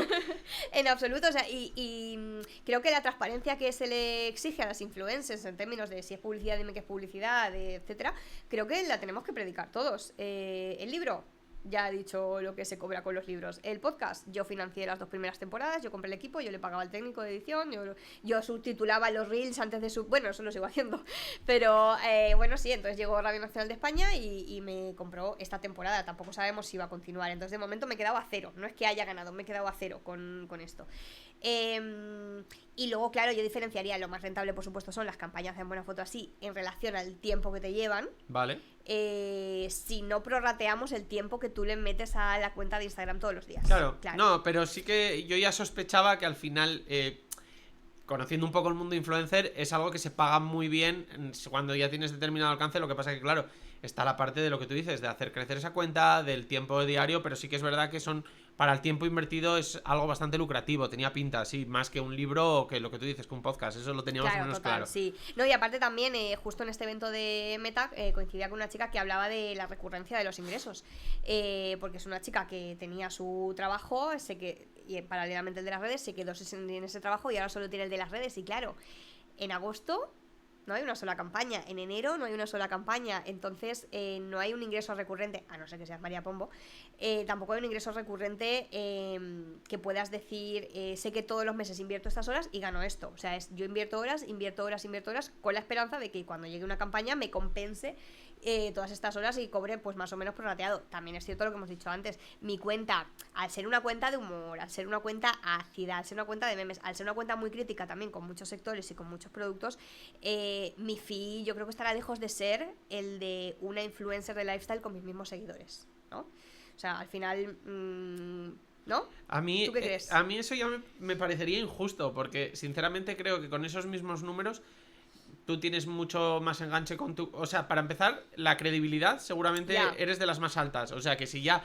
hay alguien por ahí de lifestyle, que yo no creo que mucha gente en lifestyle tenga una credibilidad similar a la tuya, ni si existen muchas cuentas, pues ya solo por la credibilidad y luego a nivel comunidad, a nivel del contenido que está más segmentado... Ya, pero ten en cuenta que también las marcas buscan perfiles muy blancos, perfiles que no... Por ejemplo, a mí el podcast, lo he contado alguna vez, me costó mucho encontrar financiación porque, claro, yo tengo un capítulo entero dedicado a señalar con nombres y apellidos las marcas que hacen beneficio del cáncer de mama y que se lucran con el cáncer de mama. Pues naturalmente ninguna de esas marcas va a venir a patrocinarte el podcast. Ninguna de esas, ni ninguna del grupo empresarial al que pertenecen, que es mucho más grande. Y bueno, las que son del sector, pues están ahí mirando de reojo, pero tampoco se atreven mucho porque si el día de mañana haces un capítulo sobre el greenwashing y las marcas que utilizan el ecologismo para vender, pues a lo mejor les toca a ellas. Entonces... Es que yo creo que has dado un poco en la tecla de que, como hablábamos antes de ese amiguismo, ese todo, al final las empresas a las que tú puedes llegar o pueden confiar en ti tienen que ser las que son o las canallitas del sector o las muy desligadas del sector, que pasan de todo, pero si no, lo que te puede estar penalizando precisamente puede ser eso, que hay justo. lo que viene a ser el núcleo duro del sector, ahí no, porque no les haces totalmente. gracia. Pueden decirte que les haces gracia, pero seguramente no les haces gracia. Claro, totalmente, o sea, y con las campañas de las que yo me he pitorreado, del sector beauty, de moda, no va a venir ahora una marca beauty a darme dinero, después de todas las veces que me he pitorreado, entonces, al final vas cortando hilos, y cuando te das cuenta tampoco hay tantas marcas sobre la mesa que estén invirtiendo en influencer marketing, que encajes en su estrategia y que te ofrezcan una campaña porque para la activación tal les venga bien. O sea, no hay tantas marcas. De nuevo, recalco, con total transparencia, sí, es lo más rentable, pero también con total transparencia creo que mis números, mis fees estarán muy lejos de ser los de, no sé, Marta Soriano, que tiene los mismos seguidores que yo. ¿Y más o menos cuántas campañas puedes hacer más o menos al mes o al año? Pues depende. Este mes he hecho una, depende. Pero yo creo que dos al mes, o eso, en agosto ninguna, a lo mejor en septiembre 3, pero yo diría que en promedio a lo mejor unas 2. Sí, para un influencer es un panorama un poco desolador. Claro, o sea, estar 30 días generando contenido para hacer una campaña un día, sin tener en cuenta que los otros 29 ni vas a comer gratis, ni te alojas gratis, ni te mandan ropa gratis, ¿no? No sé yo cuántas influencers de lifestyle estarían dispuestas a esa inversión de tiempo todos los días sin ver un retorno inmediato y sostenido en el tiempo. Entonces, de nuevo, sí, la pata más rentable de esta parte pública sí que son las campañas, porque el libro y el podcast ya hemos visto que no. Luego, yo sí que diferenciaría mucho con la otra parte, que es la de la agencia y la de las clases, que naturalmente no existirían si no existiera Hazme una foto así, pero que no se retroalimentan. O sea, a mí cuando me llaman para dar clase en un máster o para dirigir un máster como dirijo en Atomic Garden, no lo hacen con... No están contratando Hazme una foto así. No, claro. Están contratando a la persona que creó Hazme una foto así y que, bueno, puede a lo mejor hablar de ese caso de éxito o puede a lo mejor desgranar cómo ha sido pues la estrategia de contenidos o cómo, ¿no? O dar algunos apuntes sobre creatividad. Sin embargo, yo, o sea, sí que trabajé en el sector educación, trabajé en The Power y al final sí sé que sobre todo esta educación más privada, al final la elección de profesores es muy interesante para atraer alumnos. Y yo supongo que tú, para mucho alumno de marketing, publicidad y tal, eres un perfil atractivo, porque eres un perfil que llama la atención, gusta. Es mucho mejor que tenerte a ti de profesora que tener a Francisco Jiménez, que no sé quién es, no lo conozco de nada. Que probablemente tenga más méritos que yo, incluso. O sea, y por eso digo que sí se alimenta. O sea, una cosa no existiría sin la otra, pero que no considero los ingresos de ser profesora ingresos derivados de Hazme una foto así. O sea, entiendo que los ingresos derivados de Hazme una foto así son las campañas de la cuenta, el libro y el podcast, pero luego ya todo lo que haga a nivel formaciones internas en empresas o la agencia o las clases, ha partido de ese punto, pero ya no se alimenta tanto de eso. Entonces, bueno, sí, también tengo la suerte, pues como he dicho, de dar clase en 4 másters y de dirigir un 5º, y eso, bueno, pues la enseñanza cualquiera sabe que tampoco es a lo mejor el sector mejor pagado, sí es enseñanza privada y todo, pero bueno, que tampoco es la parte más lucrativa si lo comparamos. Y luego la agencia pues es que es una empresa que está creciendo con su cuenta de balances, con sus gastos, con sus clientes que se caen, con sus clientes que salen. Entonces, como es rentable, lo más rentable es Hazme una foto así, pero como largo plazo y estabilidad, no es Hazme una foto así, es la agencia. Claro. Y como profesora, que eso ya es también una curiosidad personal, ¿le das ese toque también un poco humorístico tal? ¿O son clases en plan rollito, PDF? No, hombre, tengo la presentación. Hay alumnos que me conocen, hay otros que no. También ten en cuenta que hay mucha comunidad latinoamericana que viene aquí a hacer másteres sobre esto. O sea, a esa gente no le suena Hazme una foto así de nada. O sea, tengo que llegar y presentarme un poco. Y sí, siempre además intercalo ejemplos de cómo distintas marcas utilizan el humor. Y sí que trato de que sea amena, pero bueno, tampoco la clase de 3 horas es un reel de 3 horas de Hazme una foto así. O sea, hay una parte también técnica y teórica que intento no ser un rollo, pero que bueno, que claro que hay que sostenerla. Antes justo, bueno, va un poco hilado, mencionabas a esa chica que se quejaba un poco de que en agosto no había tenido campañas, etcétera, etcétera. ¿Crees que un poco en el sector influencer hay un poco un acomodamiento? Es decir, por ejemplo, bastaría simplemente, si sabes que en agosto no vas a tener campañas, haber diversificado tu contenido más al contenido largo para intentar tener unos ingresos, por ejemplo, de YouTube, que pueden ser un poco más estables dentro de la inestabilidad de las redes, pero un poco más estables. O luego pues crear tu marca o un servicio que encaje con...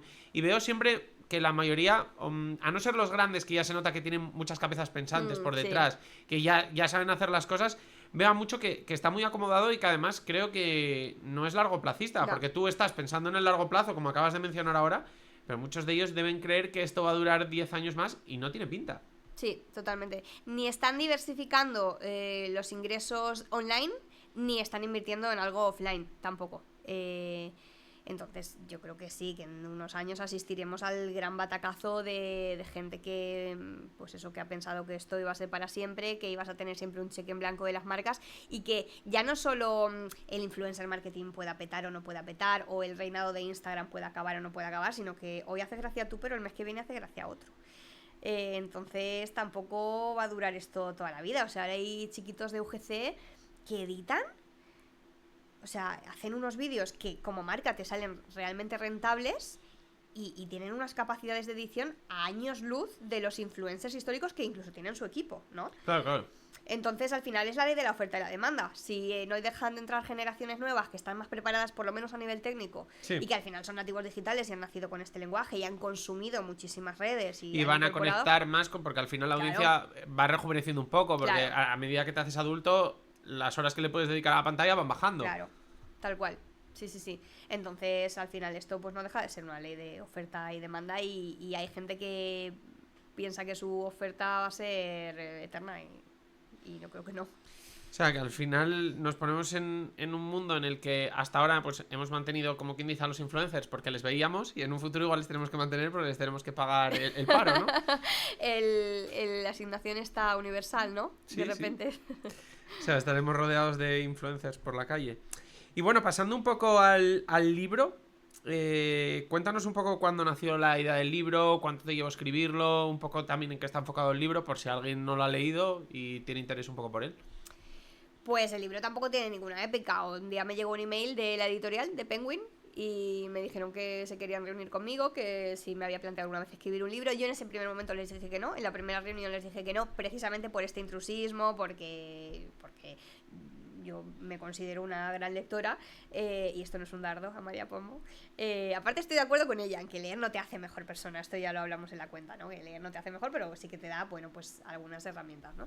Entonces me daba mucho pudor de repente hacerme pasar por escritora con lo muchísimo que yo respeto a los escritores. Entonces no estaba muy convencida en esa primera reunión, lo dejamos pasar un tiempo y al cabo del tiempo pues ya sí que sentí que no era escritora, que no merezco esa palabra, ni muchísimo menos, pero que sí que podía darle una forma entretenida y hacer un libro que no pasará a la historia, ni muchísimo menos, pero que bueno, que puede sacarle un par de risas a alguien.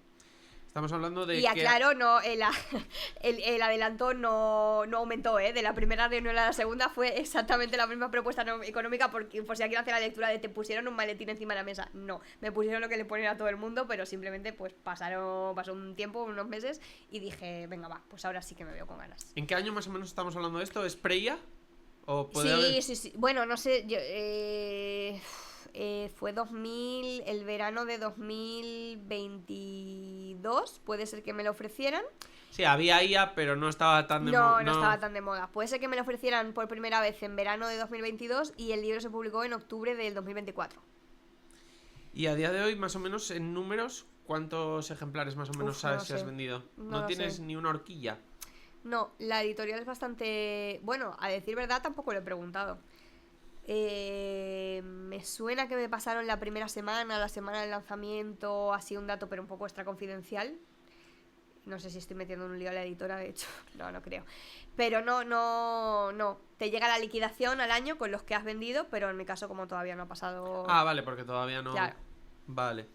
No, bueno, o sea, era por hacernos una idea un poco de cuántos libros se venden en España, cuánto se lee y tal, pero bueno, si no tienes el dato, un poco difícil. Y por esa parte un poco del libro, que hubo partes que decidiste callar, o que te dijeron esto mejor no lo toques, tal, o tuviste total libertad, tanto tu personal, de decir, mira, pues lo escribo todo y ya queda, porque al final una story como que es más fácil de que en 24 horas sabes que se va, pero el libro queda ahí para siempre, ¿no? Ya, sí, para mí que tengo una autoexigencia feroz, me leí el libro a lo mejor... no sé, 35 veces hasta que estuve conforme con cada palabra y con cada coma. No, pero desde la editorial no hubo ningún tipo de... Te compraron como eras, ¿no? Sí, o sea, pues eso por supuesto, pero que ni siquiera hubo dirección creativa en el sentido de, pues cuenta más cosas de tu vida, o esto exagéralo, o naturalmente sí, cuando haces autoficción siempre todo se tiene que un concepto que Hernán Cassiari, que es un escritor argentino que me flipa, llama anécdota mejorada, que es, pues eso, algo ha pasado y es verídico, pero le das una capita de purpurina para que al contarlo sea más gracioso, ¿no? Pero nunca me dijeron, cuenta más de aquí, omite esto, no, para nada. Y bueno, supongo que en donde das clases es el libro obligatorio que comprar ese curso, ¿no? No soy ese tipo de profesora. ¿Te acuerdas? Es verdad, en secundaria. Me estoy acordando de un profe de valenciano que su mujer tenía un libro escrito que era un cerullete y nos obligaba a leerlo curso tras curso, es verdad. Sí, siempre me parece como una estrategia muy típica. Sí, o sea, sería el link de afiliado, lo que ahora es el link de afiliado, en ese momento era el profesor de valenciano vendiéndote el libro de la mujer, sí. Además, yo recuerdo, por ejemplo, en Derecho, que yo estudié Derecho unos años, lo abandoné, y no sé, además alguien llevó el libro fotocopiado y el profesor casi se lo come allí. O sea, que es como, ¿qué estás haciendo? Ya. También la moral de la persona que lo llevó fotocopiado ahí, igual no cayó, ¿no? Igual no miró que el autor era justo el profe. No sé, o sea, no. se la jugó totalmente. No creo que aprobase en primera convocatoria esa persona, ¿no? No, muy complicado. Bueno, pues tenía aquí un pequeño, bueno, yo no sé si ni llamarlo juego, que era, yo interpretaba el rol de un amigo que ha montado, vamos a poner una marca, sí, Incluso podríamos darle un poco más de forma. Vamos a poner incluso una marca de moda, vamos a poner. Y entonces, pues, bueno, tú que estás dentro del sector, que más o menos además tienes una agencia, etcétera, etcétera. Si yo te dijera qué es la primera estrategia de marketing, ¿me aconsejarías influencer marketing? ¿Me aconsejarías otras estrategias antes? ¿En qué posición quedaría el influencer marketing de decirme, mira, pues envía camisetas, evidentemente bien hecho, ¿no? No a cualquiera, sino a influencers segmentados dentro del estilo de la ropa que yo tal, que hablen de moda, etcétera, etcétera, pero ¿en qué posición más o menos iría? ¿Y si irían algunas estrategias antes? Pero, o sea, ¿es una tienda local o es un e-commerce? Sí, e-commerce. ¿Y qué tipo de ropa vende? Vamos a poner algo tipo Nude Project. Vale. Bueno, en el caso de Nude yo creo que son inseparables los fundadores de... O sea, en su caso sí por que supuesto. creo que la estrategia de los influencers... no sé, yo creo que habría que ver muchas particularidades. Pienso que también una marca de ropa que está empezando, que quizá no tiene un gran presupuesto para influencers, quizá debería optar por otro tipo de recursos más asequibles. Contenido orgánico. Sí, una mezcla de orgánico y de paid. También es verdad que bueno, pues la ropa quizás es un sector o sea, es un producto sobre el que no hay que hacer didáctica, por lo tanto simplemente tiene que entrar por los ojos, no tienes que hacer un gran storytelling alrededor, salvo marcas concretas que, no sé, pues Clotchy Brand, que lo hacen muy bien, que producen en España en condiciones éticas y tal. Salvo eso, tú compras una camiseta porque es bonita.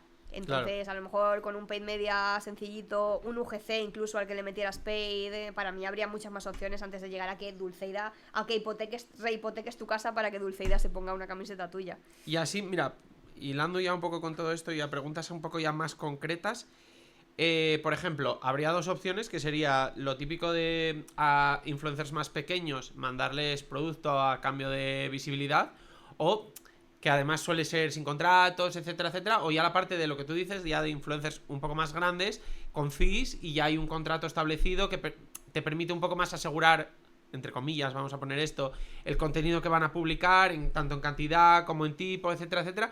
¿Por dónde recomendarías, por ejemplo, hay más tirar? ¿Pero qué quieres, awareness o quieres conversión directamente? Bueno, esa también es una muy buena pregunta. O sea, en este caso estamos hablando de que yo he montado una marca y lo que quiero es sobrevivir, ¿no? Sobrevivir. No sé, para un awareness, o sea, para un tofu, para un top of the funnel, igual sí, te conviene una influencer y como decimos, es un producto que te lo pones, te queda bien, te queda mal, te favorece, no te favorece, no tienes que explicar tanta cosa. Si es algo más de nicho, más de mira, vendo tornillos concretamente para esta manualidad, etcétera, para eso te conviene un influencer más de nicho, incluso pues eso, un UGC especializado que te lleve ya a la conversión, que esté en el top of the funnel y esté más nichificado, porque no vas a desperdiciar tampoco impactos. O sea, al final todo el mundo que sigue a Dulceida se viste, pero no todo el mundo que sigue a Dulceida necesita comprar tornillos. Entonces, no sé, depende mucho de... Sí, entiendo más o menos. Pero vamos, que no sé, siento que lo que estoy diciendo también es súper obvio para la gente del marketing, ¿no? O sea, tampoco creo que le esté descubriendo nada a nadie. Igual para la gente del marketing sí, aunque ya tengo dudas porque ves luego lo que hacen en influencer marketing algunas marcas y ya me genera dudas. Pero además, sobre todo para las marcas pequeñas, yo creo que al principio hay muchas que se enfocan en el influencer marketing, yo qué sé, porque lo oyen, o incluso porque siguen a esos influencers y les motiva de, si consigo que se ponga tal, mi sudadera, y como que cometen bastantes errores, envían producto, no segmentan bien, se enfocan en influencers más porque les gustan o porque les hacen gracia que porque encajen con el producto que están... Sí que veo bastante meter la pata, o sea, yo al final cuando el podcast iba más de influencer marketing, yo veía todo el rato errores por todos lados, o sea, te preguntaba precisamente esto porque no veo tampoco a casi nadie que lo haga especialmente bien. ¿A casi ninguna marca? No, o sea, sí que hay marcas muy grandes que evidentemente lo hacen bien o no necesitan hacerlo perfecto porque sabes que van con presupuestos holgados. Pero según vas bajando, ya vas viendo que las que los llevan más justos igual se podrían hacer mejor, y ya cuando bajas a las pequeñas que van sin presupuesto, ahí ya dices, estás tirando el dinero, o estás tirando producto, o no envíes productos sin contratos porque al final muchos no te van a... como que pagan la novatada. Entonces... sí que creo que en el influencer marketing se paga mucho la novatada. Sí, total, 100%. Y sobre todo gente que es ajena al mundo influencer y que, no sé, abre una floristería, y su amiga le dice, tienes que mandarle algo a Pepita, que yo la sigo y Pepita me encanta. Y a lo mejor esa persona tampoco tiene conocimientos de influencer marketing y tiene esa afinidad con esa influencer por lo que sea, pero no tiene datos objetivos reales, no se ha parado a medir todos los datos que te da una plataforma como Hype Auditor o alguna de estas, ¿no? En términos de credibilidad. Ya no la credibilidad, que es más intangible o más subjetiva, sino datos objetivos de demográfico, engagement, vale. o datos demográficos de la audiencia. Por ejemplo, hay una presentadora muy famosa que tiene muchísimos seguidores, pero como esta presentadora solía hacer deportes en televisión, el grueso de su audiencia son hombres. Vale. Y yo veo que la contratan muchísimas marcas, porque es una chica pues de una belleza muy normativa y que puede encajar perfectamente en una campaña de beauty, que lo que se busca es piel perfecta, ¿no? Por ejemplo. Y si rascas un poquito y miras cuáles son sus seguidores, o incluso ni siquiera que tengas acceso a estas herramientas, sino que eches un ojo a los comentarios. Los comentarios no son, me encanta ese glow, sí. Qué buena piel. Los comentarios son, guapa, te haría no sé cuánto, si te cojo, ¿no? Sí, yo creo que justo has puesto un ejemplo que yo siempre he puesto mucho porque pasa mucho. Hay muchos perfiles en Instagram que, pues, lo que tú dices, tienen una belleza normativa, ya sean hombres o mujeres, y lo que los siguen pues es precisamente lo contrario de justo. eso. Y que les están enviando ropa y dices, a no ser que se la quieran luego comprar a su novia o sí, a su novio, hija. Es que no, sí. O sea, por ahí no. Sí, justo. Sí, este ejemplo es que lo sé porque estuve ahí involucrada en una campaña un tiempo y lo sé. Y... por ejemplo, has puesto ya este error. ¿Ves otros errores muy típicos de las marcas a la hora de contratar influencers? Ya sea, por ejemplo, lo que te decía antes, igual no contratos excesivamente delimitados, o ceñir mucho los briefings y no dejar a libertad creativa al influencer, aunque también esto depende, porque igual según cuáles hay que dejarles menos, más, sí, ya, no sé. Ya hemos visto que lo de dejar libertad creativa a veces también sale mal. Sí, no sé, veo sobre todo esos errores, ¿no? Que... o hacer pasar por una novedad algo que que están promocionando a la vez 15 influencers, ¿no? O la típica campaña de iba por la calle y me he encontrado no sé qué. Que si lo ves solo en un perfil tiene sentido, pero si lo ves en 25 ya se sabe que detrás hay una marca, ¿no? Que no hay 25 influencers que de manera espontánea se hayan coordinado los 25 para pasar por la misma lona y hacerle una foto a la misma lona, ¿no? Bueno, es que justo lo de las lonas. Las lonas, sí. Cuando lo de, por ejemplo, Oreo y todo aquello que se iba a España, justo. Y hacerse los sorprendidos. Claro, o sea, justo. Creo que precisamente por eso te decía antes que las marcas grandes yo les veo hacer cosas que dices, no sé, o sea, yo no hubiera ido por ahí, la verdad. Sí, justo. Estoy totalmente de acuerdo. Sí, o estrategias que eran buenas al inicio cuando no estábamos tan resabiados. O sea, la primera campaña demo de las pantallas en las cunas, yo creo que nos la comimos todos. Porque era bien tirada y porque era la primera de este estilo que veíamos. Hostia, pero como no ponen pantallas en las cunas, tal. Sí que lo comentaron varios influencers, pero bueno, encajaba más o menos. Pero ya la segunda, la de paseadores de niños, y ya las sucesivas que repetían la fórmula, ya no tuvieron el mismo impacto, porque desde el minuto uno la gente sabía que venía una campaña. Sí, yo he criticado bastante esas campañas, por un lado, porque creo que engañar a tu audiencia la primera vez hace gracia, luego claro, ya justo. Pierdes tu credibilidad, y luego porque es que pasa mucho con las marcas, que una hace algo y le ha salido bien, pero normalmente yo siempre me recuerdo un poco a la estrategia de cuando te estás lanzando un globo de agua, que sabes que a alguien tarde o temprano le va a explotar en la cara. Entonces van yendo detrás varias haciendo lo mismo y una le va a salir mal siempre, o sea, como que lo sabes ya. Sí, o también que del primer mensaje al segundo pierdes a una gran parte de la audiencia. Claro. Entonces, paseadores de niños, qué escándalo, ¿a dónde vamos a llegar? Y de ese 100% a lo mejor un 35% se entera que era una campaña. El resto se diluyen, son impactos que se diluyen y se pierden porque es gente que no le ha dado ese seguimiento. Y, o sea, entre los que se olían la tostada y los que luego no le han dado seguimiento, pierdes muchísimos impactos. Claro, además yo creo que aquí ha hecho mucho daño en LinkedIn, porque tú entras en LinkedIn y lo que tú dices, la gente ahí está resabiada, entiende. Sí. Entonces alaba la campaña, le parece súper innovadora, que luego puedo discrepar o no, pero ves gente que la ha analizado más en profundidad. Pero para la mayoría de la gente que va por la calle y vio la campaña de Oreo, es que ellos no se van a parar a analizarlo tanto. ¿Me hace gracia o no me hace gracia? Justo, sí, es una cámara de eco total. Ayer me decía una amiga que trabaja en Public, que se llama Lorena, también, y me decía, ya hay más premios de influencers que gente trabajando. O sea, perdón, hay más premios de Publi que gente trabajando. Es así, o sea, al final es un sector en el que nos estamos mirando el ombligo todo el tiempo y nos pensamos que nuestra lona de Oreo le va a cambiar la vida a todo el mundo, pero la persona que pasa ahí por callado y ve la lona porque llega tarde, porque no sé qué, no sé cuánto, no le da seguimiento a tu campaña.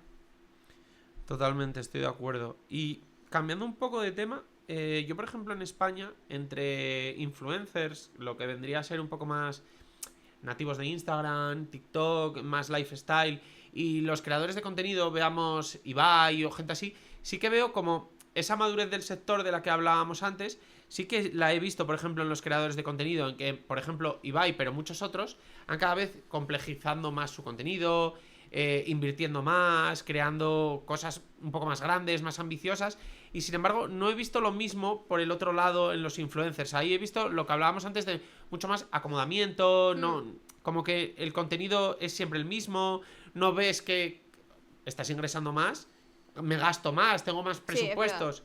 ¿Qué opinas un poco de todo esto? Es verdad, nunca había hecho este paralelismo en Hazme una foto, pero tiene todo el sentido. O sea, los streamers se han profesionalizado y han sabido adaptarse, han entendido que su audiencia crece y tiene intereses distintos, y incluso Ibai ha dado el salto a Latinoamérica, a global, con la velada, ¿no? Entendiendo que si haces un evento de esa magnitud y traes a creadores de distintas partes del mundo, te vas a llevar por onda expansiva toda esa repercusión. Y sin embargo en Instagram, bueno, pues se siguen mirando a cámara diciendo, me estáis preguntando mucho por este champú como fórmula imbatible, ¿no? Es verdad que no...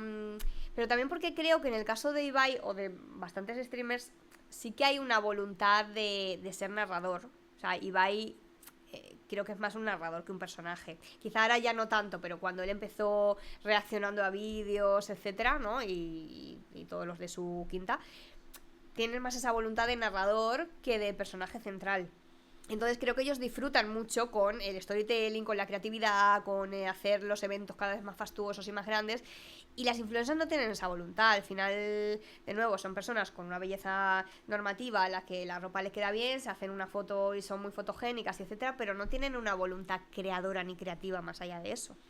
Bueno, es que, por ejemplo, además, en el caso de los streamers, si te fijas, muchos de ellos eran personas que estaban muy cómodas en su habitación, no tenían que salir de ella, evidentemente se pegaban unas jornadas de trabajo intensas, pero era cómodo, y muchos han notado que si ahora van viajando por el mundo, el despliegue de cámaras, de gente grabando, o sea, como que han salido de su zona de confort. Sí. Y no sé, creo que también puede producirse un poco esto debido a que igual en las plataformas que ellos estaban, pese a que también tuvieran sus ingresos directos de la publicidad, había un ingreso directo de la plataforma según tú estuvieras haciendo bien o mejor el contenido. Es decir, YouTube te pagaba directamente, Twitch te pagaba directamente, y además esos números como ellos se picaban un poco, entonces como que tenían que mejorar su contenido, mientras que en la parte de los influencers Instagram nunca les ha pagado.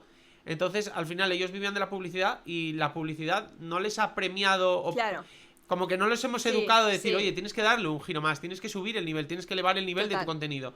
Entonces como que están acomodadas o acomodados. Y aparte el ranking en Twitch, por ejemplo, es público, y eso favorece esa competitividad, como tú decías, y en Instagram no sabemos si los stories de Dulceida los ven 60.000 personas o 600.000. No lo sabemos, son información a la que solo pueden acceder las marcas. Sí, estoy de acuerdo que también viene de falta de exigencia de las marcas, pero sí, no me había parado a reflexionar sobre eso, ¿no? Como que el contenido que... Tampoco sé si tiene cabida que el contenido de una influencer de lifestyle se profesionalice a ese nivel. O sea, por ejemplo, María Pombo cuando fue hace poco a la Semana de la Moda de París o algo así, ella se lleva su propia fotógrafa, y no sé hasta qué punto también en la propia naturaleza del influencer o del creador de contenido está la de generar tú tu propio contenido, ¿no? Y hacerte un selfie de cualquier manera, ¿no? En el momento que llevas a una fotógrafa se convierte más en una editorial de moda y tú en una modelo, no tanto en una influencer, ¿no? Sí, una chica que se ponía ropa en su casa. Pero mira, un ejemplo muy fácil era cuando iban a Coachella, que se les criticó mucho porque estaban yendo y solo se dedicaban a subir fotos de sus modelitos y no contaban la experiencia, quién había participado allí, como que el público no recibía nada. Era como, ¿por qué estás desperdiciando la oportunidad que te están dando de ir allí y de contar, pues, cuánto vale allí la comida, la bebida, cómo es el festival por dentro? No, solo subes una foto de tu modelito con la noria detrás. Es como que no tienen ese afán por, igual lo que tú decías, comunicador un poco que tienen los otros, que sí que les gusta, pues van viajando por el mundo y van enseñando todo, grabando todo, son como de otra mentalidad totalmente. Sí, recuerdo ese post tuyo de LinkedIn súper acertado de Coachella, total. Yo creo que estos streamers que estamos mencionando ponen la lupa en el mundo y las influencers ponen la lupa hacia sí mismas, ¿no? Quizá puede ser por eso, no sé. Sí, o sea, yo también creo que ahí iba justo antes, o sea, está en el temario un poco de lo que quería hablar, de ese paternalismo un poco con el que trata la industria al sector influencer. Que yo creo que eso también afecta. Si al final no recibes críticas de dentro, tus fees siguen subiendo, etcétera, Ya, etcétera, pues al final tú no tienes por qué, crees que lo estás haciendo genial. Bueno, es que al final funcionamos así. Si nada nos penaliza, creemos que lo estamos haciendo ya, perfecto. Entonces, pues igual ellos no han recibido esa colleja por parte del sector de, oye, mira, como no te profesionalices, como no sigas mejorando tu contenido, sigas invirtiendo más en tu contenido, no solo cuando venimos nosotros con el dinero, sino que tú reinviertas ese dinero que te total. estamos dando, etcétera, etcétera. Si nadie te está penalizando por ello, pues es normal que tú te acomodes, porque si tus ingresos solo suben, ¿por qué vas a mejorar? Sí, totalmente. Me parece una reflexión súper acertada, ¿no? Como el médico que se sacó la carrera hace 300 años y no ha leído una sola palabra sobre, no sé, los avances en radiodiagnóstico o lo que sea que se esté avanzando en medicina, que serán muchas cosas y probablemente haya dicho una cosa sin mucho sentido, una estupidez. Pero sí, o sea, es que, como decíamos al principio, el hecho de que una marca ya esté reduciendo un brief a un folio con 3 palabras mecedora, hacer vídeo, ya te habla de en el momento en que un representante le escribe el copy y se lo manda por email para que solo tenga que copiarlo y pegarlo y aún así lo copie y lo pegue con las indicaciones de hola Pepita, te dejo aquí el reel, acuérdate de que había que etiquetar y te lo copian y te lo pegan igual. O sea, creo que al final se les ha infantilizado muchísimo, se les ha consentido muchísimo, porque otra cosa que por ejemplo me ha pasado alguna vez en la agencia cuando hemos contado con algún creador de contenido es que ahora hay algunos que exigen un equipo de producción. ¿Vale? Tú contratas a un influencer para que te anuncie, no sé, un yogur, ¿vale? O unas barritas de cereales o lo que sea. Y ese influencer te pide a su vez que contrates a un cámara y a una persona que edite porque va a quedar mejor que si graba ella. Sí, bueno. Como dentro de tu función de creadora de contenido está que tú me des el contenido ya listo. Si no, me voy a una productora.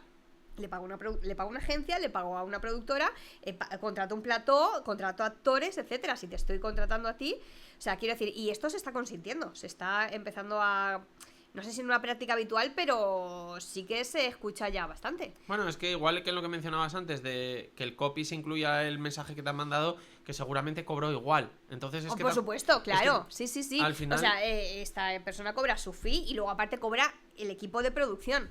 Ni siquiera se lo descuenta de su fee. Entonces, ¿por qué te estoy pagando? Claro, pero mientras se permita, sí. Claro, Sí. mientras se permita, se alimente. También los presupuestos de las marcas para influencer marketing cada vez son más grandes. Entonces, pues eso, como cada vez hay más demanda, cada vez más hay más exigencia, cada vez el tiempo de consumo en redes sociales también es mayor. Por lo tanto, es una bola de nieve cada vez más grande. Pero sí, es paternalismo puro y duro, porque los errores que muchas veces vemos en AdMe, en la vida real, en un trabajo, Te echan, sí. implicarían un despido. Claro. Que una persona copie y pegue un email o ponga en copia a la persona que no toca, o sea, esas cosas, no sé si de despido, pero de sanción, seguro. Y aquí, sin embargo, se premia. O lo de Vinted, por ejemplo.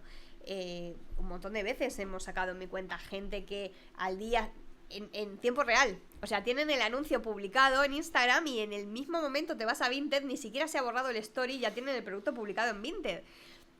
Lo haces la parodia, el escarnio público, etcétera, y al mes siguiente ves que esa misma marca les vuelve a mandar producto porque no las han sacado del PR, de la lista de seeding, y sigue recibiendo producto. Y dices, ¿qué mensaje le estás trasladando a tu audiencia? ¿No? Y decías que es una bola de nieve. ¿Crees que en vez de una bola de nieve puede llegar a ser una burbuja? Es posible que sí, pero no tengo tan claro que la burbuja vaya a reventar, sino que se irá desinflando progresivamente. Y yo creo que al final, ahora mismo o hace unos años era todo vale, cualquiera vale, etcétera. Y yo creo que sí se irá desinflando hacia un escenario en el que cada vez haya menos, o sea, solo sobrevivan los perfiles que son profesionales y que son rentables para las marcas. Esto de hacer así con el dinero y venga, lo que sea, esto yo creo que sí que tiene fecha de caducidad. ¿Y crees que un poco todas estas cosas que hemos comentado ahora pueden ser las que porque a ver, yo soy sincero, y cuando hablas de influencers en, no sé, tomando unas cañas o en una reunión familiar o en una cena de Navidad o lo que sea, tú ves que la gente, aunque los siga, hay un poco un desprecio hacia el mundo influencer. O sea, la gente tiene como, o sea, los considera personas que no trabajan, bueno, por ellos mismos se defienden de esas críticas. Y yo creo que al final se lo han ganado un poco ellos, que porque todas estas cosas al final son sabidas, pero a la vez, y por eso la gente se preocupa mucho, como los niños ahora dicen que quieren ser influencers, creo que un poco el miedo, porque normalmente cuando se dice esto la gente no lo dice como, mira, ahora no quieren ser futbolistas, quieren ser influencers, ya está, no, la gente lo dice como preocupante. Y precisamente creo que la preocupación viene de ahí, ¿no? De que como consideramos que no trabajan o que no se lo ocurran o que tal, nos da miedo que nuestros hijos quieran ser eso luego. Sí, una parte eso y otra parte también los valores que promueven muchos de ellos también. Y luego sobre todo que es un escenario muy poco realista. O sea, que es como el quiero ser la estrella del Madrid de nuestra generación, ¿no? De los 90. ¿Cuántos niños van a llegar a ser Ibai Llanos? Claro. De hecho, el propio Ibai Llanos lo dijo. Si queréis intentar esto, intentadlo hasta las últimas consecuencias, pero tened un plan B siempre. Porque ¿cuántos hay como yo? Claro. Siempre hay que tener un plan B, pero bueno, sí, yo creo que se mira con ese recelo porque es una profesión nueva, porque de todos es sabido que la correlación esfuerzo-beneficio es bastante favorable para el influencer y porque no es un sueño realista a nivel probabilidad. Y bueno, tú mismo lo has dicho, pero al final es también porque estamos hablando de las historias de éxito, pero ¿cuánta gente empieza ese sueño, empieza a grabarse, empieza a subir un poco en seguidores, empieza a crear contenido, empieza lo que tú dices, que decía Ibai, ten un plan B, no lo tienen, invierten mucho en eso y acaban pues saturados, agotados, habiendo pues igual gastado mucho tiempo de su vida y quizás no es de las actividades que luego dices, bueno, pero lo aprendido ahí queda tal, como que luego es muy poco trasladable al mercado laboral, ¿no? Sí. Sí, totalmente, salvo que te hayas hecho un máster de la edición y te quieras dedicar a la edición de vídeo o hayas puesto mucho interés en aprender los entresijos del marketing digital y a redactar un brief y a negociar, sí que me parece muy poco trasladable, sí. Y hilándolo un poco todo esto, si tuvieras que... Has dicho que eres directora de máster. Si tuvieras que hacer un máster... lo que hablaban, que a veces sale una noticia y sale en el primer máster para influencers, el primer máster para creadores de contenido. ¿Cuáles crees que son las 3 asignaturas que deberían ser obligatorias? Bueno, a ver, en este máster se intenta hacer como un enfoque bastante 360 de analítico, de saber leer el contexto de internet, un enfoque también creativo para aprender a explorar, o sea, aprender a aplicar esa creatividad a distintos formatos y luego un enfoque también de lectura de KPIs, o sea, de personas que trabajan en marcas creando contenido o dirigiendo a las personas que crean contenido en marcas para que esa creatividad se traslade a los números, o sea, es un enfoque desde distintas ópticas y que yo creo que es bastante integral. Pero bueno, eso hablamos que es un máster de curso de experto universitario en creación de contenido, pero pensado para trabajar para marcas. Claro, yo hablaba uno enfocado 100% a influencers. Sí, ¿qué 3 asignaturas deberías darles? Vamos.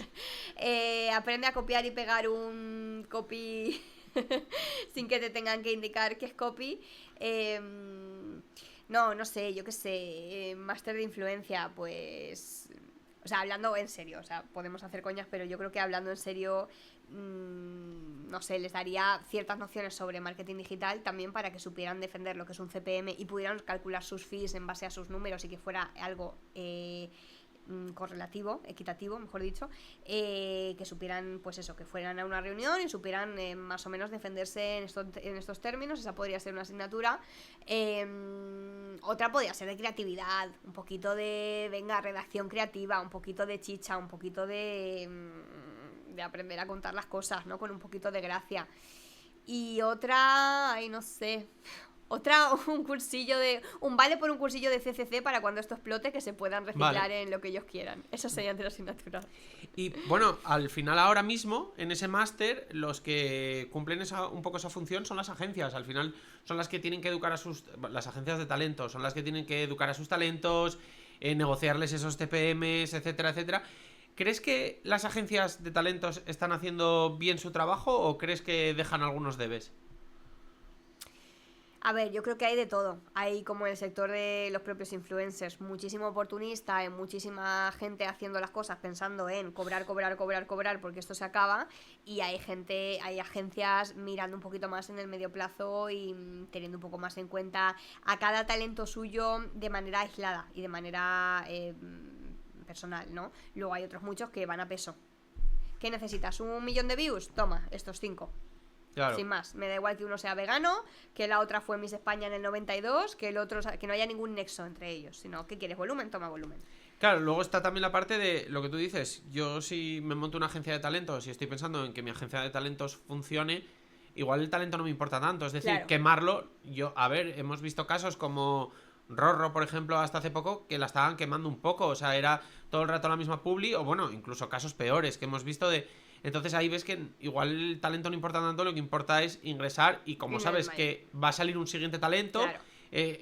No tienes que cuidarlo tanto. Entonces, claro, el influencer puede creer que la agencia está de su parte, pero no siempre. O sea, él tiene que tener también claro que o se cuida él o seguramente le quemen la carrera, ¿no? Total, sí, es lo que yo llamo el efecto Marisol, que en todas las agencias hay un perfil que tracciona más que el resto y entonces la mayoría de marcas vienen buscándolo a él y sí, y durante un mes o lo que dura su estrellato hasta que llega otro que está más de moda, se hincha a hacer cosas y se hincha a hacer publi y esa onda expansiva le llega también, las migajas le caen a los compañeros de agencia que, bueno, lo que ella no llega a hacer les cae a los demás,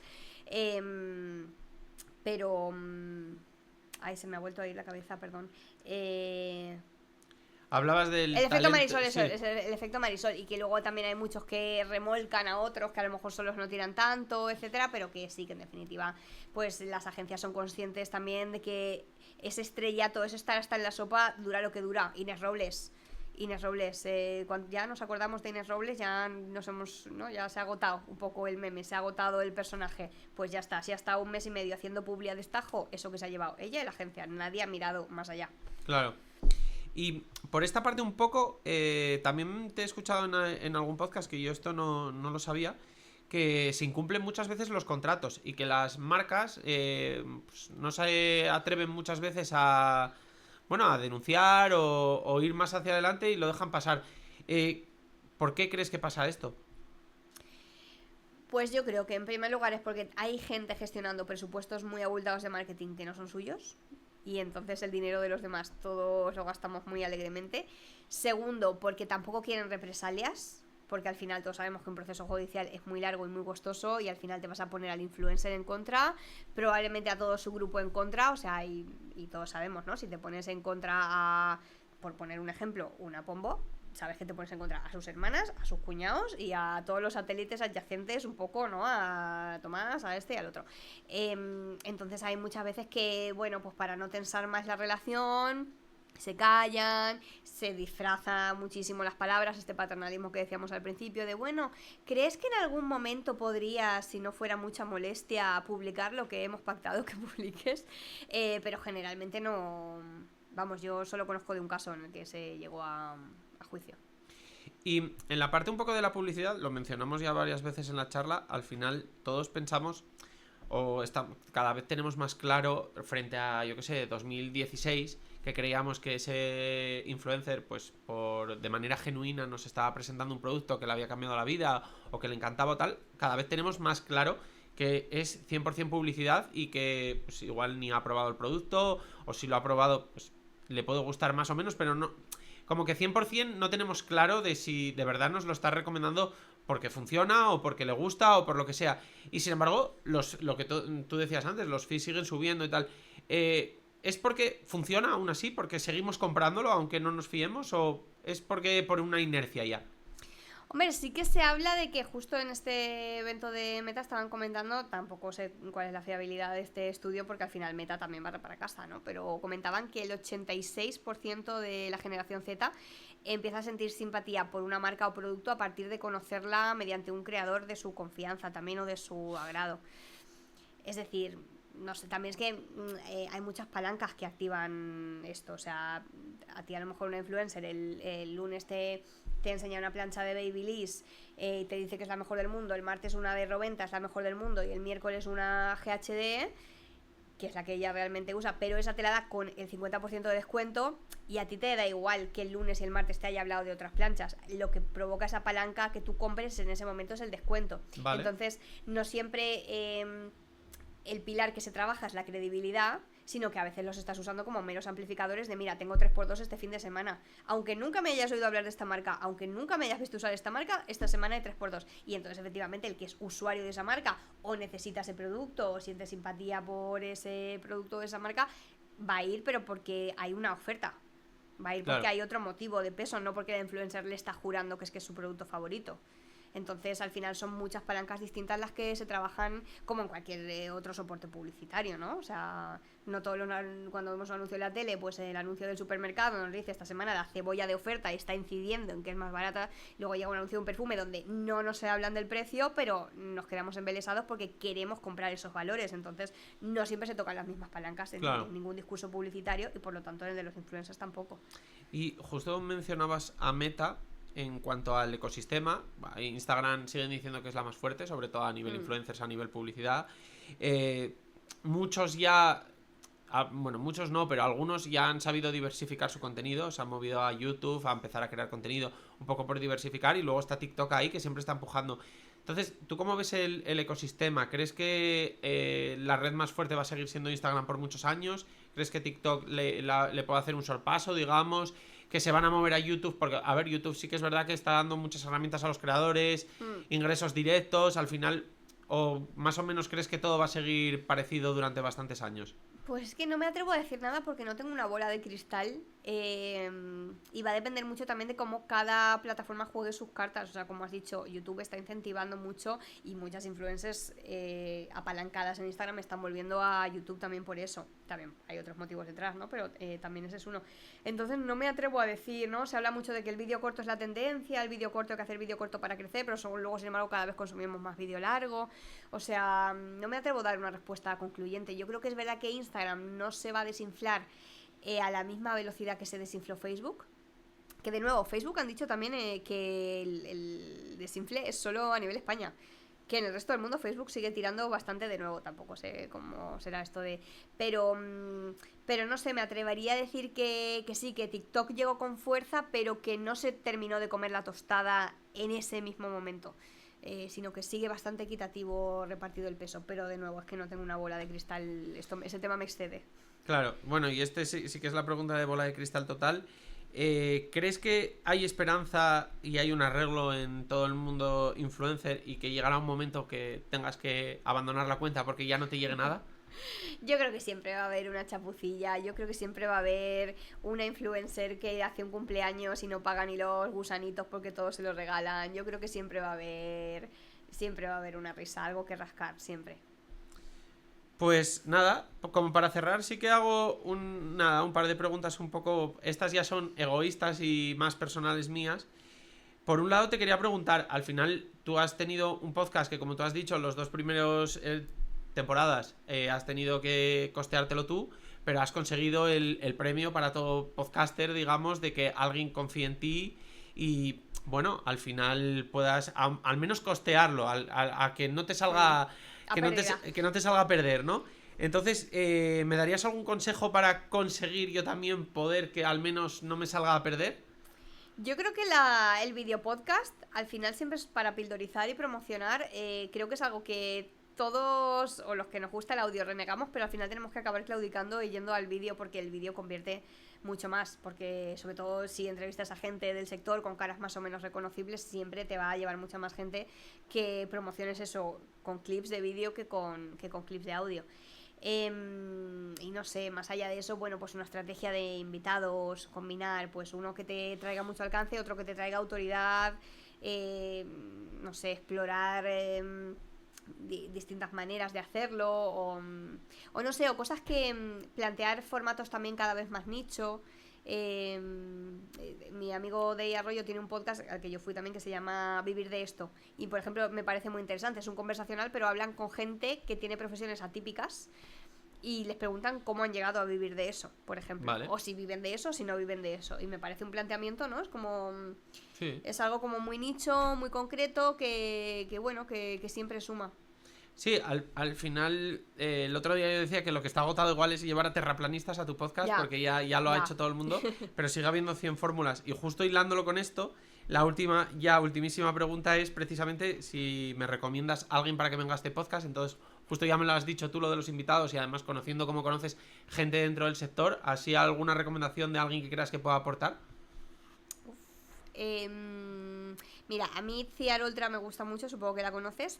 Y Marta Ranz, ¿sabes quién es? Me parece que hace un trabajo impecable. Es muy poco conocida. Marta Ranz, su usuario en Instagram es Eso es un Insight. ¿Vale?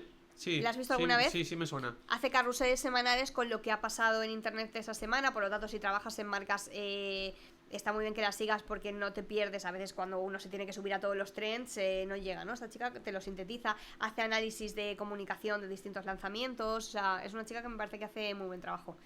Marta Arranz. Vale, pues nada, me los apunto y nada, darte las gracias por haberte A pasado ti. por aquí.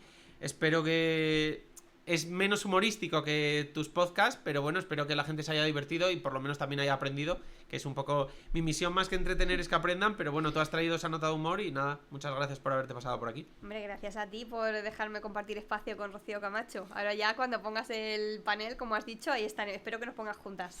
Que solo nos separe el logo de Enrique Tomás.